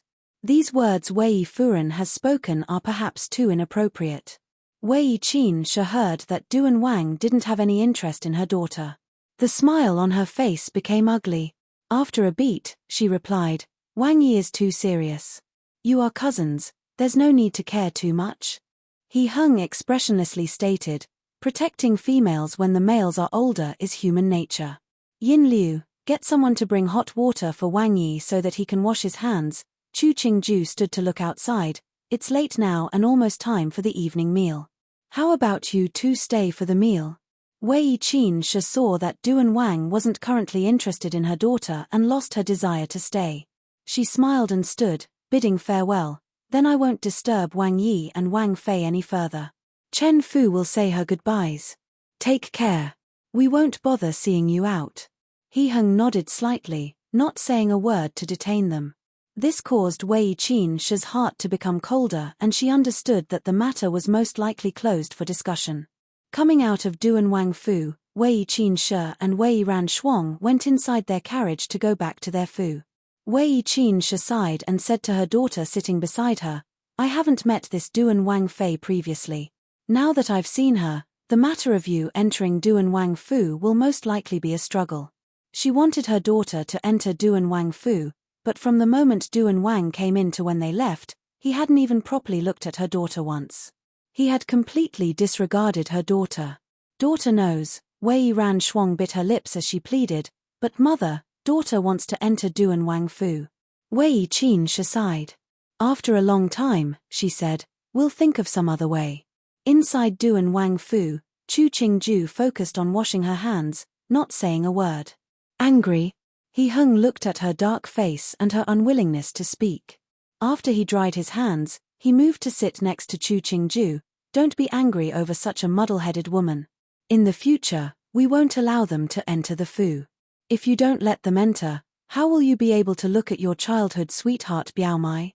Chu Qingju glanced from the corner of her eye, gently snorting, otherwise, tomorrow there will be some other Biao Mai who will also be saying how much she thinks of you. Men usually didn't value women who pushed themselves upon others. Inside, there was even a hint of looking down at them. Chu Qingju knew that He Heng had that hint when he looked at Wei Ranshuang. This was one of the reasons why she wanted the two women to stay until He Heng came back to the Fu. I don't want her so she can't be forced in. He Heng saw that she still had a dark face and could only comfort her. Didn't we already say there's only Qingju? You are peerless. Ben Wang doesn't even want to take a second look at other women. Don't be angry, it's not good for the body, Ian. Reaching out with her hand to gently twist on his forearm, Chu Qingju turned her head to state, "You said it, I didn't force you. These are the words of my heart." He Hung smiled as he caressed her hair. "Let them serve the evening meal. Didn't you want to play Weiqi? Later, I'll play a match with you." Chu Qingju reluctantly nodded. Standing in the corner, Xiao Ganzi thought that the members of the Wei family were blind to not know how much importance Wang Yi placed on Wang Fei. This ingratiating manner, if he told anyone, he was afraid no one would believe it. It was most likely that Wang Yi had, after today, marked a strike against the entire family of Wei Qinshe. Chapter 52 Jing Guifei's strategy. The news that the Wei family's Gunyang went to the Wang Fu to offer herself on a pillow had somehow passed into the ears of Jing Guifei. Originally, she felt that Wei Ranshuang was an indecisive person, but now she believed that this was a Gunyang who had no sense of conduct and has subsequently dirtied the Wei family's reputation. Thankfully, they didn't share the same grandfather. Otherwise, even she would be compromised. "Ding Mema," said Jing Guifei in a cold voice and a dark expression on her face, "you go with Ben Gong's sign to personally visit Wei Langzhong's, Fu. Just say that Qin Shi's moral conduct is lacking and she has improperly educated her daughter. I hope that he can admonish his wife and daughter so that the reputation of the Wei clan is not adversely affected. If he cannot, then there will be no interactions between the two Fu in the future." This Tang Ji of hers was mediocre with no great ability. He had properly fulfilled his duties outside, and once he'd returned to Jing, it was only because of Heng's efforts that he'd received the position of a 5th-grade Langzhong in the Ministry of Revenue. No mother liked a woman who recommended herself to be a bed warmer for her son. Jing Guifei was no exception. Even if this woman was a relative of her maternal family, and that as a Guifei, she had no power to send a decree, she could still lecture on any inadequacies found within the clan. Many Fei in the past had been accused and imprisoned for not effectively controlling their clan's behavior. Ding Mema was the most favored among Jing Guifei's servants. When she arrived on a green-clothed carriage at Wei Langzhong's residence, the servants at that Fu were very courteous to her. Wei Langzhong himself even went to the gate to greet her, and he ushered her into the main hall which was used to receive valued guests. Ding Mema courteously bowed to Wei Langzhong and rejected Wei Langzhong's offer when he told the servants to bring in refreshments. "Wei Da Ren, this old one has come today to pass on some words from Guifei Nyang. What does Guifei Nyang have to say?" Wei Langzhong rose from his seat and lifted his hands to perform a bow in the direction of the palace. "Please, Mema, tell me." Ding Mema looked at the honest and sincere Wei Langzhong and sighed for him. This distantly related Biao Ji of Nyang was a good man. It was a pity that he had such a troublesome wife. He was only a small 5th-grade Langzhong in the Ministry of Revenue. It seems he wouldn't get a chance to climb any higher. She bent at the waist as she spoke. A few days earlier, Nyang heard some vague rumors and felt worried. She then requested this old one to send word to Da Ren. She raised her head to look at Wei Langzhong and saw his face was full of concern. It was clear that he was still in the dark as to what had happened. Nyang said that Wei Furan's moral conduct is lacking, and she has improperly taught her daughter. She's afraid that the reputation of the Wei clan would be affected and hopes that Da Ren would be able to advise her. After hearing Ding Mema's words, Wei Langzhong's face turned dark and then white. A while later, he finally forced some sound out of his throat. "I hope Mema can clearly explain what my wife and unfilial daughter have done." Ding Mema looked at him in sympathy. She made a bow, saying, "This matter, Da Ren should ask your Furan. This old one has to return to the palace to serve Nyang. Goodbye."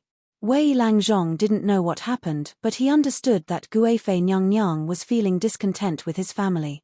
His heart started to tremble as he waited for Ding Mema to enter the carriage before he turned to walk towards the Neiyuan. Because he was only a 5th-grade Langzhong, his residence was just a 2-entry compound, but it was located at a very good area. Because the seller had favorably considered his familial connection to His Highness Duan Wang, it was easy for him to purchase the compound. Otherwise, he wouldn't have been able to live at that location. In the city of Jing, the location of residence was a symbol of status. It wasn't possible to buy a house with just money. When he came into the courtyard, he saw that Qin Shi was chastising a servant. His face was dark as he motioned for the punished servant to retreat. He asked icily, "What good deed did you do recently?" "What did I do?" Wei Qin Shi had a bad expression on her face as she looked at Wei Langzhong. Her voice rose in pitch as she demanded, "Wei Yuji, speak clearly. What have I done that warranted such an expression on your face?" The servants, who were standing nearby, saw the situation escalating and carefully retreated to the corners, trying to bury their heads deeper.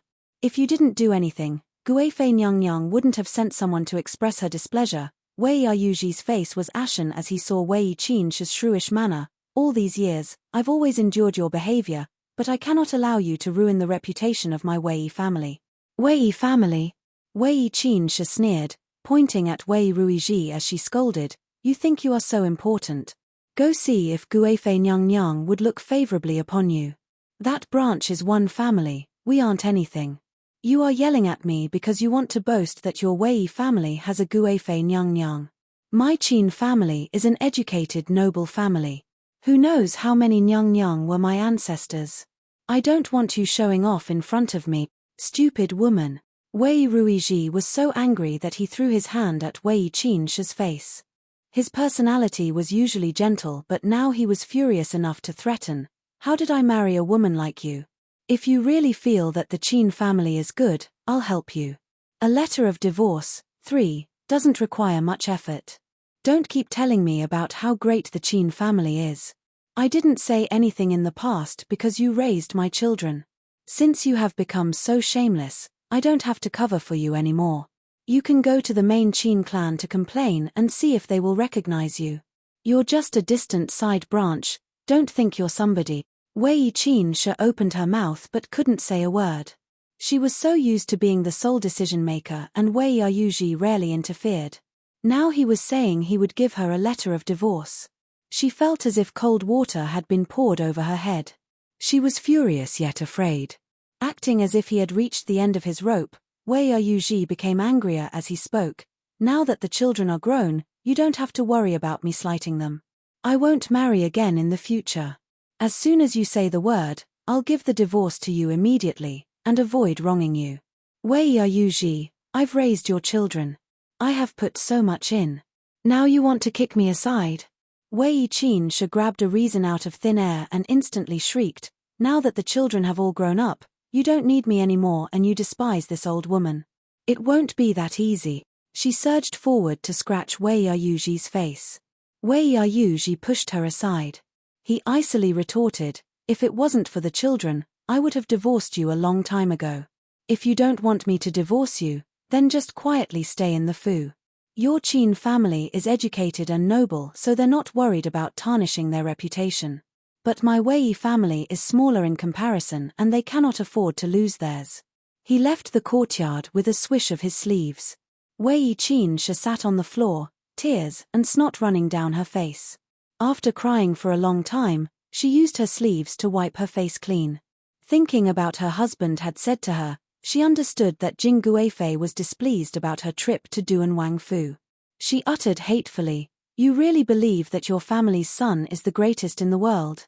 When another Wang Yi succeeds the throne, let's see how arrogant you are then." Wei Ran Shuang stood at the window and watched as her father and mother fought in the courtyard. She couldn't help but start sobbing. Father was usually gentle. He must have gotten into such a vicious fight with mother today because of her. She started sobbing harder. "Gunyang, don't cry," her Yahuan carefully comforted her. If Furan saw, she would be worried. Wei Ran Shuang stilled and stared in shock at Wei Qin Shi standing in the middle of the courtyard. Mother was in a disheveled state. Father had humiliated mother in front of all the servants. How could mother run the household in the future? "It's all my fault. Otherwise, it wouldn't have ended up like this." Her tears ran down again. The news of Wei Qin Shi being harshly scolded by Wei Yuji hadn't spread beyond the walls, but Jing Guifei knew.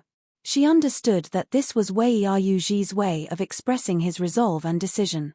After she finished listening to what the servant reported, she nodded. This should have been done earlier. Ben Gong's distant tang xiong just was too soft.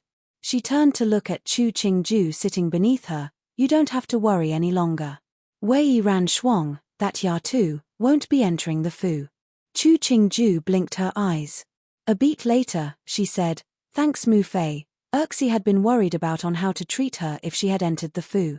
What treatment? She's just a Kie. Jing Guifei drank a mouthful of tea, her tone icy. This kind of person wants to enter the Wang Fu.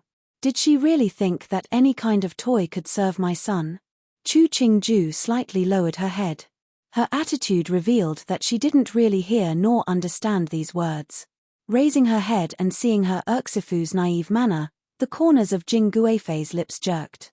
A smarter person would have been saying some good words right now to make her happy.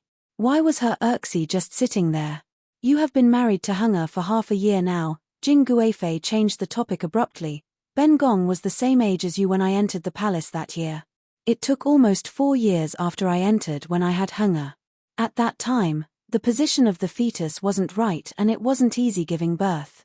The midwife Mama said that it was lucky that Ben Gong was almost 20 when giving birth. The bones in the body had matured. Otherwise, it was quite possible that both of us would have died. Even though I couldn't have any more children, Ben Gong has no regrets since Hunger is a filial child. Chu Qingju stilled. She hadn't thought that Jing Guifei would say such a thing to her. She looked at the beautiful matron in front of her. She always had the bearing of one high in status, but these words revealed the feelings that a mother had for her son. Jing Guifei wanted her and her son to have a good relationship and even hinted that she didn't have to be in a rush to have children. It didn't matter if only a fraction of the concern was for her well-being. At least, the other hoped that she would survive labor so she can raise her own children. She carefully digested these words. Maybe her popo really was telling her not to be in any rush, and let it occur naturally. Mu Fei must have had a hard time raising Wang Yi in those years. Chu Qingju smiled and remarked, no wonder Wang Yi always remembers Mu Fei. He even knows what desserts Mu Fei likes and dislikes. The smile on Jing Guifei's face became more prominent. A hint of mirth made its way into her voice. As a mother, one always wants the child to be well. Nothing else is needed. Chu Qingju thought of her deceased parents. When they had been alive, they had protected her like she was the apple of their eye. When she had wanted to learn dancing, they put all their effort into supporting her. They treasured all the pictures of her performances. But when they died, no one else had treated her as well as they did. Seeing her Erxifu's mood had become somewhat downcast, Jing Guifei remembered that her Erxi's birth mother was deceased. For some reason, she felt that the other was quite pitiful and patted the back of her hand. Just recently, Ben Gong's kitchen created a new type of pastry. Ben Gong has found it quite delicious. You should have a taste too. She ordered a servant to get some pastries from the kitchen. Chu Qingju looked up at Jing Guifei. She smiled and said, thanks Mu Fei. Jing Guifei looked at her sparkling eyes and smiled.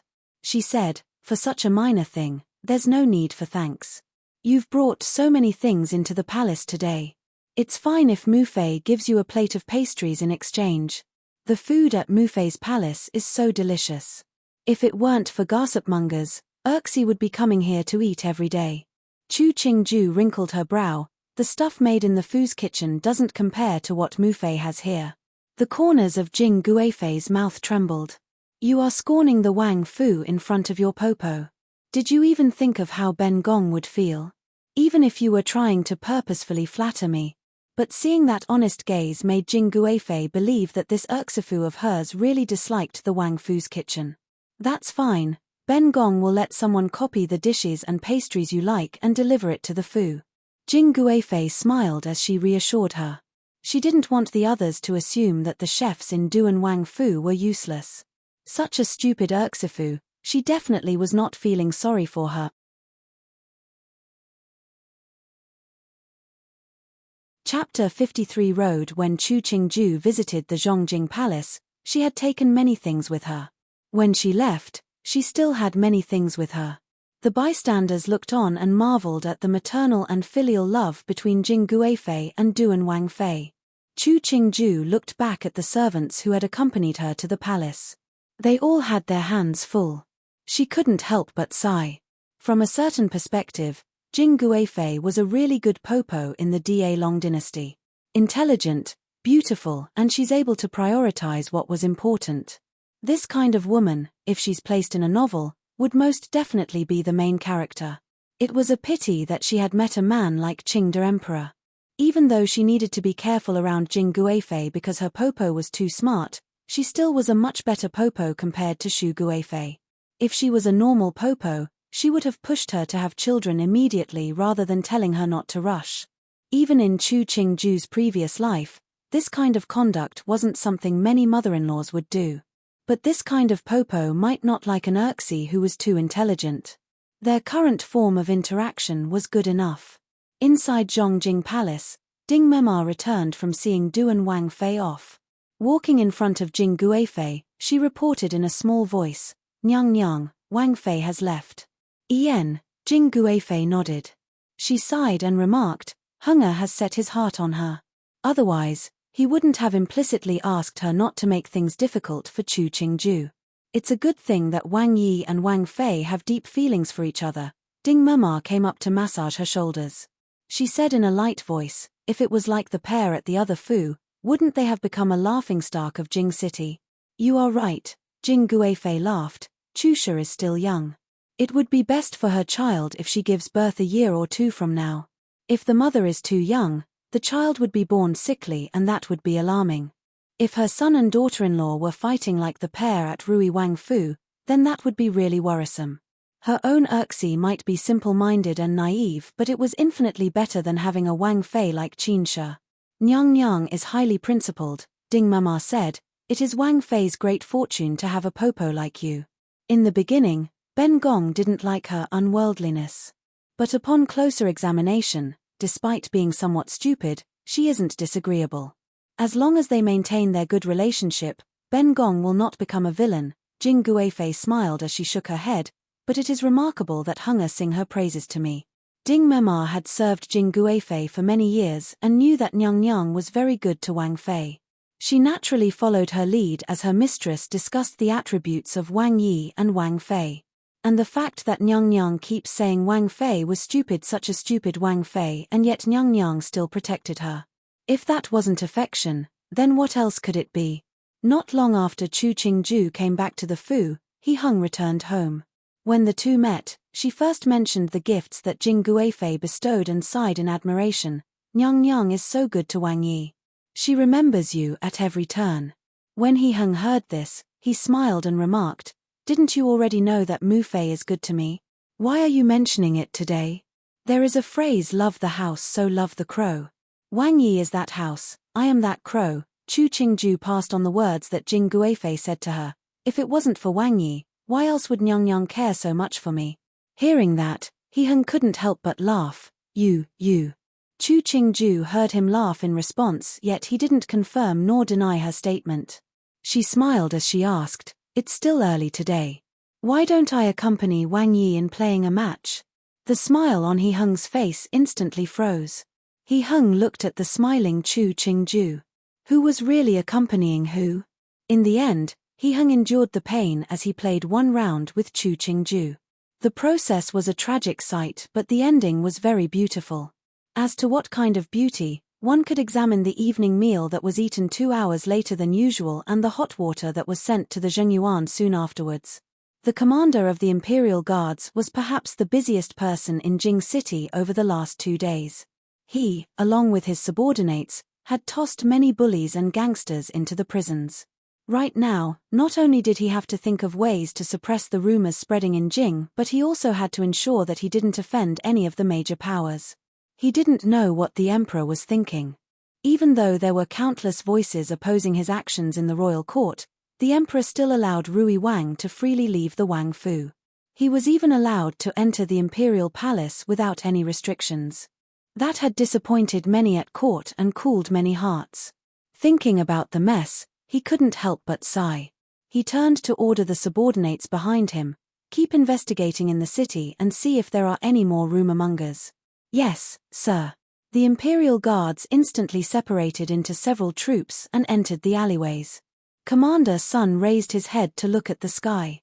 The weather wasn't very good. It looked like it was going to rain. As he was about to enter the palace, he saw a sedan moving not too far away. Behind the sedan, there were several people carrying luggage.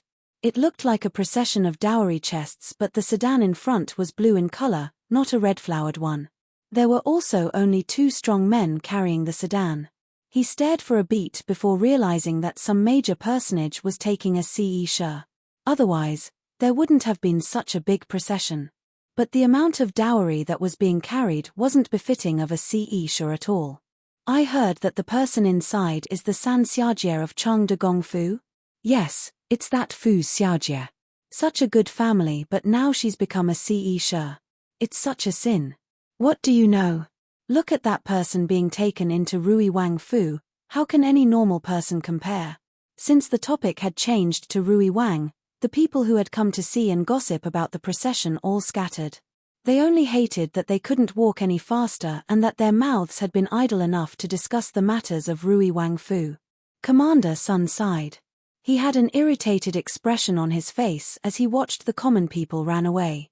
Rui Wang's current reputation had almost reached a point where he was seen as the boogeyman by the public. The emperor might have done all he could to protect Rui Wang, but in the hearts of the common people, Rui Wang's reputation had fallen drastically. Commander Sun turned his head and saw Ning Wang riding towards him on a black horse.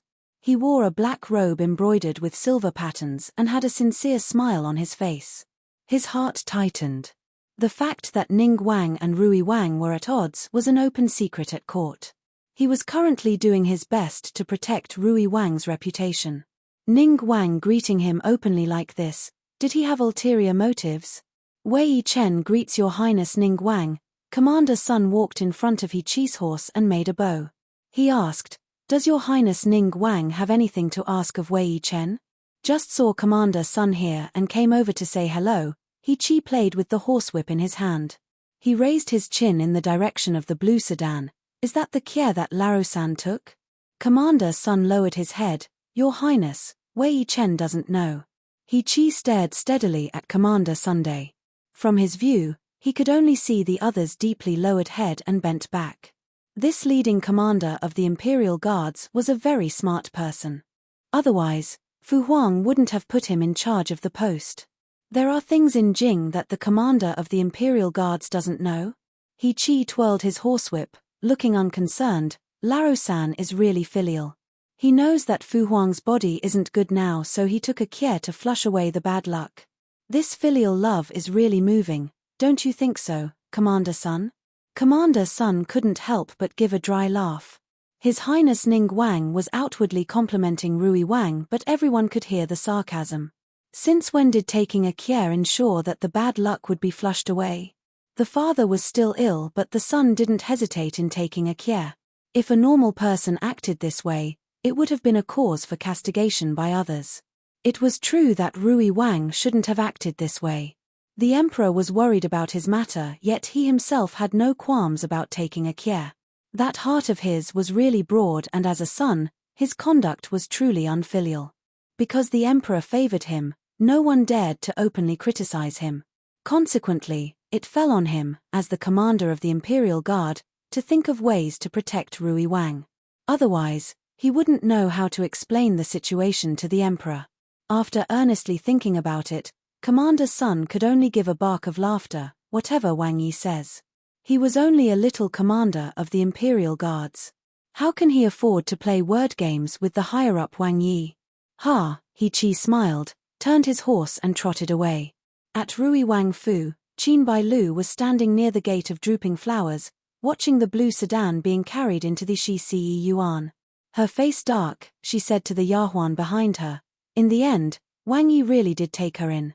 The Yahuan comforted her. Wang Fei, Chu Shi is only a Ce Shi who will not be written into the genealogy book. You don't have to worry about that kind of person.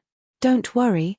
Qin Bai Lu smiled icily. If she was only a normal person, why did Wang Yi go to the Lantern Festival with her? She had fought and vented, but in the end, Wang Yi was still the same and acted even colder to her.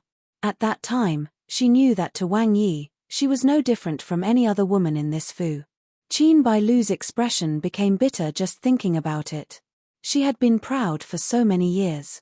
Only after she'd married, did she realize a certain man could crush her pride into the ground and grind it to dust. However noble she was as a daughter of the Qin family, how could it ever compare to the status of an imperial son?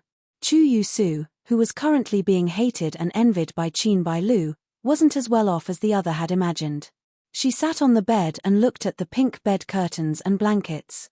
The only thing that was red in color was a pair of burning candles.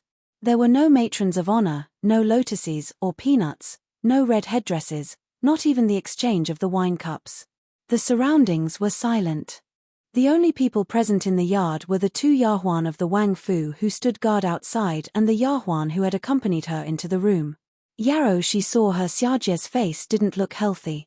She said in a small voice, "Xiajie, Newbie heard that Wang Yi had set up a few tables in celebration today. He must not have left yet." Knowing that Yarrow she was trying to comfort her, she smiled bitterly and said, "I'm just a Ce Fei. Would anyone of significant status come to such a banquet? With Rui Wang's status, would he be willing to personally receive those who didn't have a prominent status?" She had chosen this road. Whatever ending she got, she asked for it.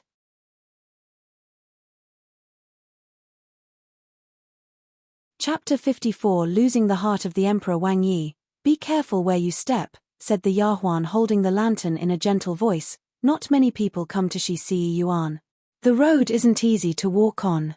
He Yuan smiled at the Yahuan until the other bashfully buried her head lower and lower. He finally spoke, "If that's so, then the lantern needs to be raised higher." The Yahuan's face turned red and the lantern in her hand swayed before she recovered her composure. Originally, no one had lived in Shi Yuan. Because a Ce Fei was soon to be taken in, the chief steward of the Wang Fu told the servants to clean it. The majority of the furniture had not been renewed before Chu Yusu's imminent arrival. The procession entered Shi Yuan. Inside, the lights shone brightly, but He Yuan didn't have the innate joy that sprang from taking a beautiful woman as a Ce Shi. He looked at the tightly closed door, and then at the 2 kneeling Yahuan who were safeguarding it. In a heavy voice, he said, "Open the door."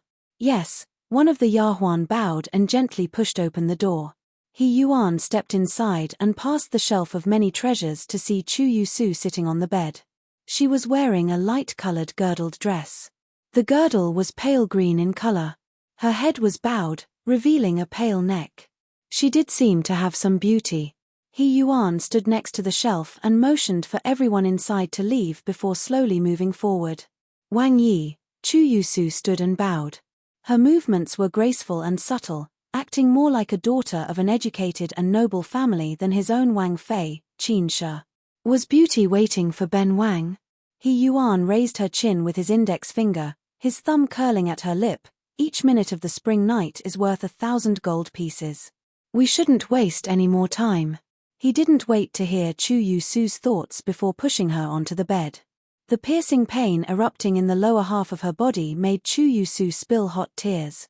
She'd never thought that her wedding night would end up like this, painful and without a shred of warmth. She hadn't even heard a gentle word from the man lying on top of her body. To this man, she was probably just a plaything. The pain slowly dulled into numbness. She stared wide-eyed at the lotus flowers embroidered on the pink curtains above her head. She wouldn't always be in this position. Chu Qingju had achieved a good life, so why couldn't she? What Chu Qingju could do, she could do also. When Chu Qingju first heard that the Duke of Changde had put Chu Yusu in a blue sedan and sent her off to Rui Wang Fu, she was sitting in Zhengyuan listening to the flattery of the Kishi. When she had finished listening to what had happened, she sighed ruefully, such a pity. She might not like Chu Yusu personally, but to send a 15-year-old girl away to be a Kie? It really was a waste of her talent and beauty. Her entire life had been ruined because she had a mother like Liang Shi. The Cheshire sitting below her didn't know what to say in response. They knew that Wang Fei didn't have a good relationship with her maternal family. Her half-sister rushing off to become a Kie of Rui Wang wasn't some glorious event. Should they be outwardly happy that a person Wang Fei disliked became someone's Kie, or sad because Wang Fei's sister had shamed her?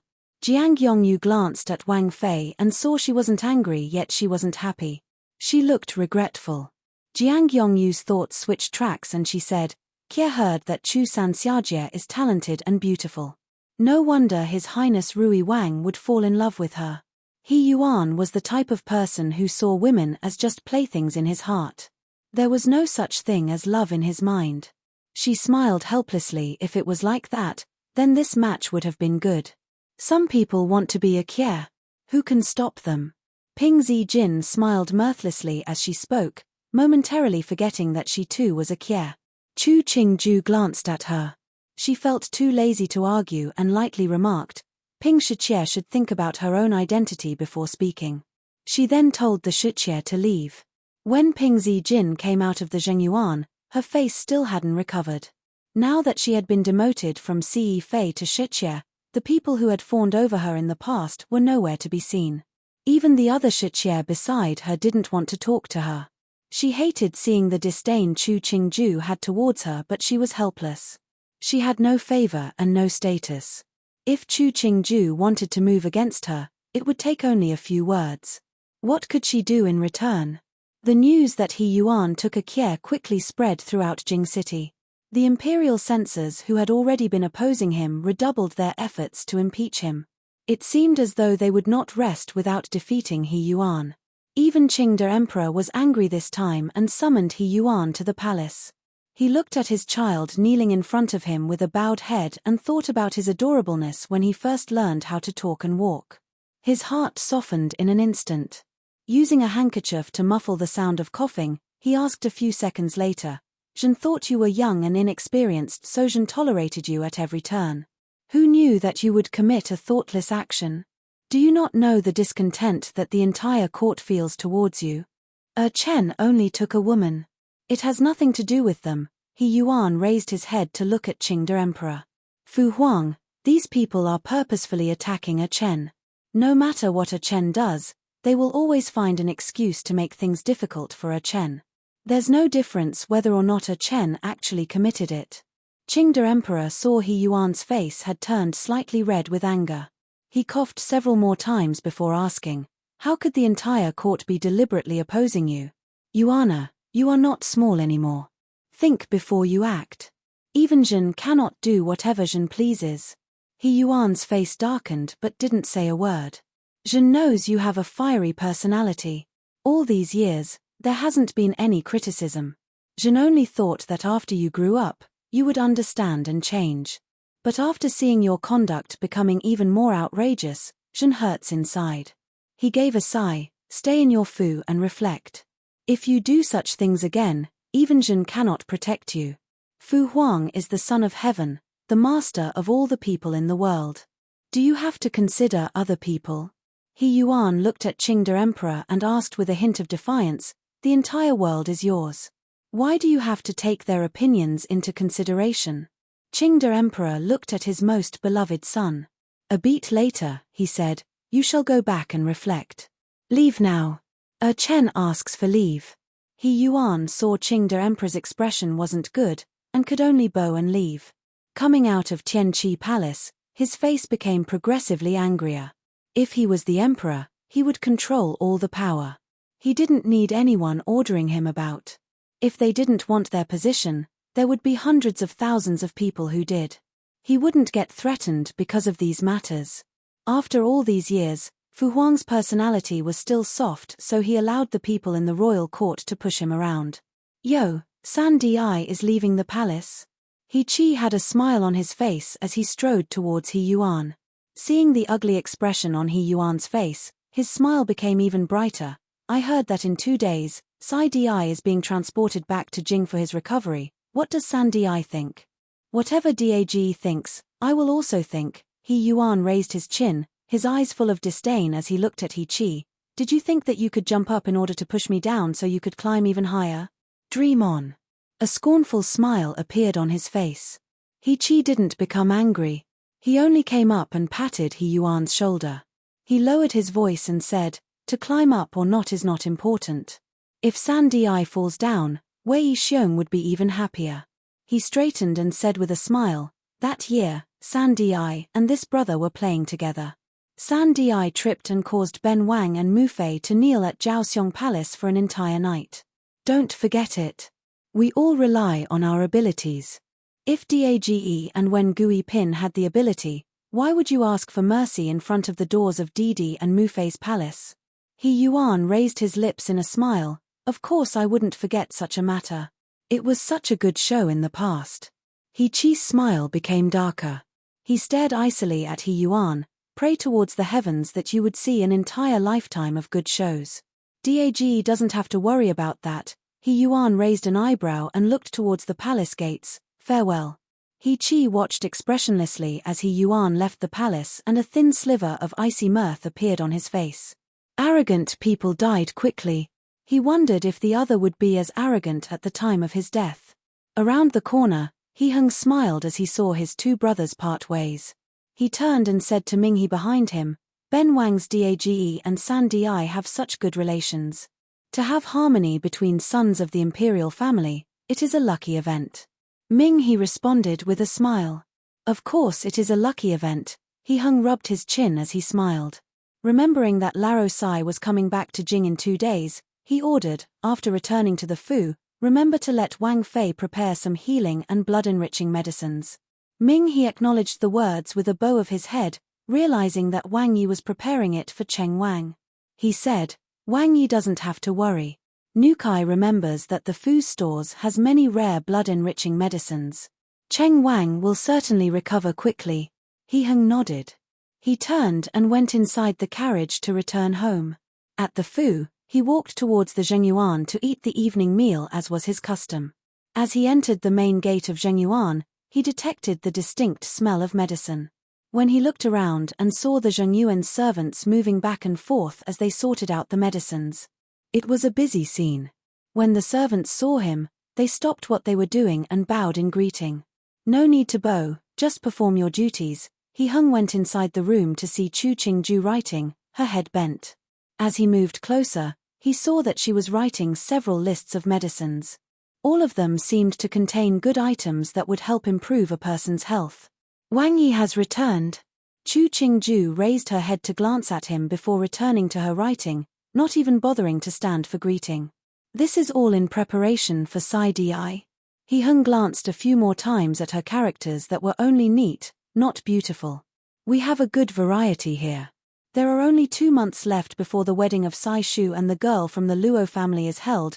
Chu Qingju put down her pen and scanned the list before saying, originally, Sai Shu returning home victoriously and his upcoming marriage was a cause for celebration. Who knew that villains would try to assassinate him?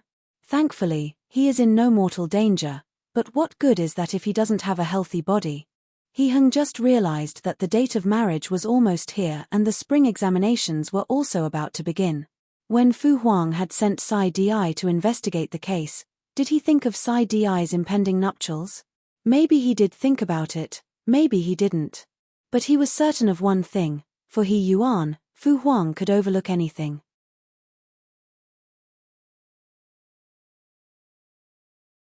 Chapter 55 Fortune and Misfortune. Chu Qingju didn't know what kind of feelings He Hung had towards He Ming as his DD, but she felt that it wasn't to the point of indifference.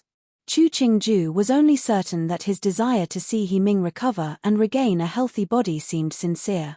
The items on her list weren't extremely rare, but they were certainly valuable and definitely suitable for He Ming's consumption. She placed the paper aside to dry before standing up. After 2 more days, Sai Shu will be back in Jing. Wang Yi shouldn't worry too much. I remember, when I was younger and living in the palace, I used to play with Sai Di for a long time. But when the schoolwork started increasing, our interactions gradually lessened. He Hung started to reminiscence about the past. Even though he was not as important as He Yuan in Fu Huang's eyes, He Hung was still treated much better compared to He Chi.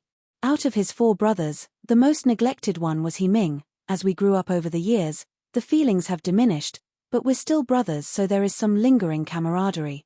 Back then, right after Sai Di had been born, it wasn't known what Shu Guifei had said to Fu Huang which made him start to neglect Sai Di and Sai Di's birth mother. No other imperial children were born after that. Perhaps his romantic of a father had promised something to Shu Guifei. But whatever had happened between his father and Shu Guifei wasn't that important to He Heng. He Heng didn't really have much thoughts and feelings towards his Fu Huang. He was just a silly man. Otherwise, the Da Long dynasty wouldn't be currently showing slight signs of decay instead of prosperity. Chu Qingju saw that He Heng's face held disdain. She stared for a beat and then understood. No one would be happy to have a father who treated his children like the emperor did. The feelings between two people in childhood are probably the purest. Qingju's words hit me at my heart. He Heng smiled but didn't want to discuss what occurred in the past. He remarked, Laro-san added a CE to his Fu. It's not some major event, but our Fu should send a gift. Laro-san had been quite sneaky, and hadn't properly notified his brothers. But as his Gij, it was only proper that he paid attention. Chu Qingju felt that He Heng didn't have any good intentions. Clearly, the emperor had already expressed dissatisfaction towards He Yuan for taking a Kie. But he just had to say it was a happy occasion. Was it really good to stick a knife in his brother like this? The day after he took the Kie, I had someone deliver a gift. Thinking about how she felt when the news first reached her ears, Chu Qingju couldn't resist sighing. My maternal family is becoming more and more unpresentable. A Di noble daughter of a duke going to become a Ce Fei of a Wang Fu, and it wasn't even because someone in the palace had made the match. It's such a laughing stock. Why worry over such minor things?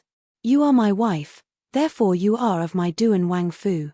How Chang De Gong Fu acts has no connection to you. Assuming that Chu Qingju would feel bad because of such a thing, He Heng reiterated his thoughts. You are you. Chang De Gong Fu is Chang De Gong Fu, I won't confuse the two. Chu Qingju saw his face was serious and understood that his words were mostly sincere. At least, he seemed genuine at this moment.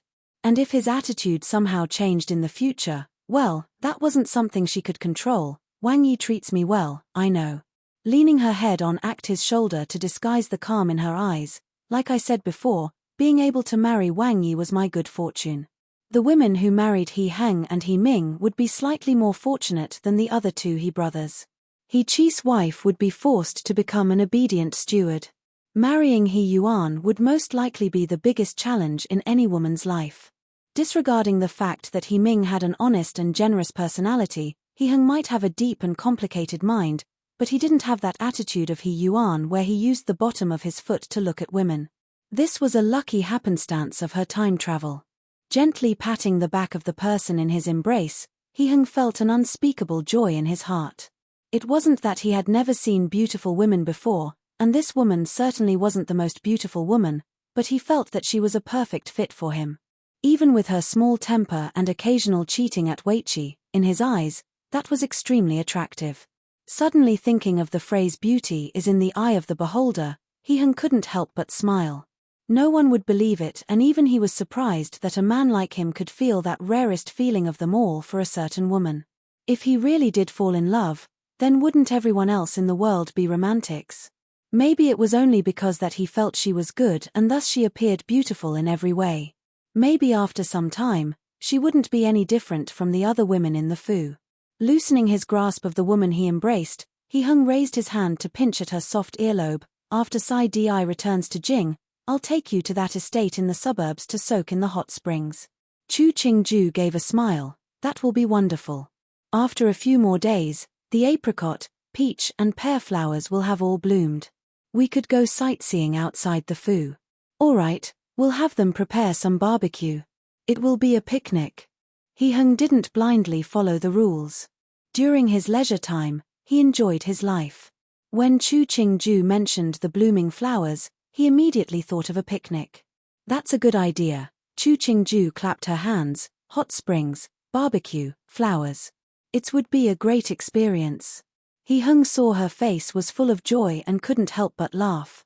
Standing guard outside, Ming He, Mu Jin and the others heard the laughter and chatter inside and relaxed in response. As servants, if their owners were happy, their lives became easier. At this time, He Yuan had returned to his Fu, and saw Qin Bai Lu sitting with a crowd of Yahuan and Memar in the garden. His concubines were also kneeling on the ground, including the one he had recently taken, Chu Shi. His mood hadn't lifted and his face became even darker after taking in the scene. He stared coldly at Qin Bai Shuang. Wang Fei, why have you made all these Shiqie kneel here and obstruct Ben Wang's path? The expressions of Qin Bai Lu and the concubines instantly changed. The former because she had just been publicly humiliated, the latter because of the uncaring attitude Wang Yi showed towards them. The gardens became silent. Get lost. What are you all kneeling here for? If you really want to block Ben Wang's path, why don't you all go kneel at the main gate? He Yuan kicked aside the manservant kneeling nearby. He pointed at Qin Bai Lu and berated her. This was a good Wang Fu. Look at what you have done to it. Ben Wang gets bothered just looking at it. Qin Bai Lu knew that Wang Yi may have been reprimanded by the emperor at the palace. Chu Shi was the one who caused all this trouble, but he raged at her instead. Her heart felt ill just thinking of it. She lowered her head to glare at Chu Yusu standing close by. Barely suppressing the rage inside, she said in a somewhat gentle tone, Wang Yi doesn't have to get so angry. You were just taking a kia. Fu Huang certainly wouldn't be angry at you because of that. Are you allowed to surmise Fu Huang's thoughts? He Yuan's face darkened. As He Yuan thought about Fu Huang's eyes when he had admonished him, he felt that his own rage was unsightly. Turning, he saw Chu Shi standing submissively on the sidelines and said, Chu Shi, come with Ben Wang. Everyone else scatter. Qin Bai Lu ground her teeth as she watched Wang Yi lead that slut Chu Shi away. She could only hatefully point at the other concubines and scold harshly, you can't even serve Wang Yi well. What's the use in keeping all of you here? Leave. The Shiqie who became Wang Fei's punching bag hastily retreated. They hated how unkind Wang Fei was and also hated Chu Shi for her trickery. These days, Wang Yi was constantly spending the night at Chu Shi's place. Was there any room for them to survive? Chu Yusu wasn't being tenderly loved like they all imagined. He Yuan's actions against her were brutal and merciless. To him, she was nothing more than a plaything, something used to vent his anger and desires on. He loved tormenting her, but she couldn't speak of it. Every morning when she woke up, she looked at the bruises on her body and then at the valuable items He Yuan bestowed upon her. She felt both humiliated and resentful. She hated the heavens for being unfair and He Yuan for his cruelty. After suffering through another round of He Yuan's venting, he stood up and left, leaving her to lie alone on the spacious bed. For some strange reason, Chu Yusu thought of Chu Qingju as she heard Yaroshi murmuring and sobbing. What was she doing now? Was she sleeping in an embrace with Duan Wang or sleeping soundly alone in a soft large bed? Zhuzi, newbie will get you a bath. Yaroshi looked at her mistress, her face looking vacant as if she had lost her soul. Her voice rose in pitch as she repeated her words, Zhuzi, newbie will get you a bath. Yaroshi, what do you think Da Jie is doing right now? Chu Yusu woodenly stood up and allowed Yaroshi to support her into the bathtub. Yaroshi stilled and she responded a beat later, it's late now. She is probably preparing to sleep. Yes, sleep. Chu Yusu raised a hand to cover her face and laughed loudly. Chu Qingju let the servants put away the qi board and insatiably said to He Heng, Wang Yi, don't you think that my weiqi skills have improved a lot? He Heng's expression faltered briefly, improved a lot. It's all due to Wang Yi's efforts. Chu Qingju walked up to him and kissed his cheek. Then, we'll continue to play next time. He Heng touched the spot she'd kissed before picking her up and carrying her to the bed. Qingju makes me happy. I will certainly make Qingju satisfied in return. Chu Qingju twisted her waist, indicating his words were too perverted. As a woman with proper upbringing, she expressed her embarrassment of his words. And then she reached out to pull at his belt and looked up at him with a clueless face, what happy and satisfied. If anyone could still resist at that point, then they weren't a man. He Heng pressed down on the person underneath him. The yun brocade robe on Chu Qingju's body was pulled off, the underrobe was heartlessly torn off. When pulled by his big hand, the chest covering embroidered with peach blossoms easily fell off. Chu Qingju raised her left hand to cover her chest, her right hand pulling the other's lapel, trying to express her hope to share in good fortunes and in nakedness. Men were always skilled at undressing, especially on the bed. When the two of them nakedly started moving, Chu Qingju thought that it was delusional to think that He Heng was becoming more enthusiastic of late. In the end, Chu Qingju was carried by He Heng to the bathtub. As was their usual custom, they mutually washed each other, he hung groping her occasionally. After putting on their clothes, she pouted for he hung to carry her back to bed. Her reason was that her endurance had all been used up. So he hung was most willing to carry her, his face blooming with pleasure. You're tuning in to the Dreamy Chapters YouTube channel. We're so grateful for your support, and don't forget to subscribe to join us on this incredible journey through captivating stories.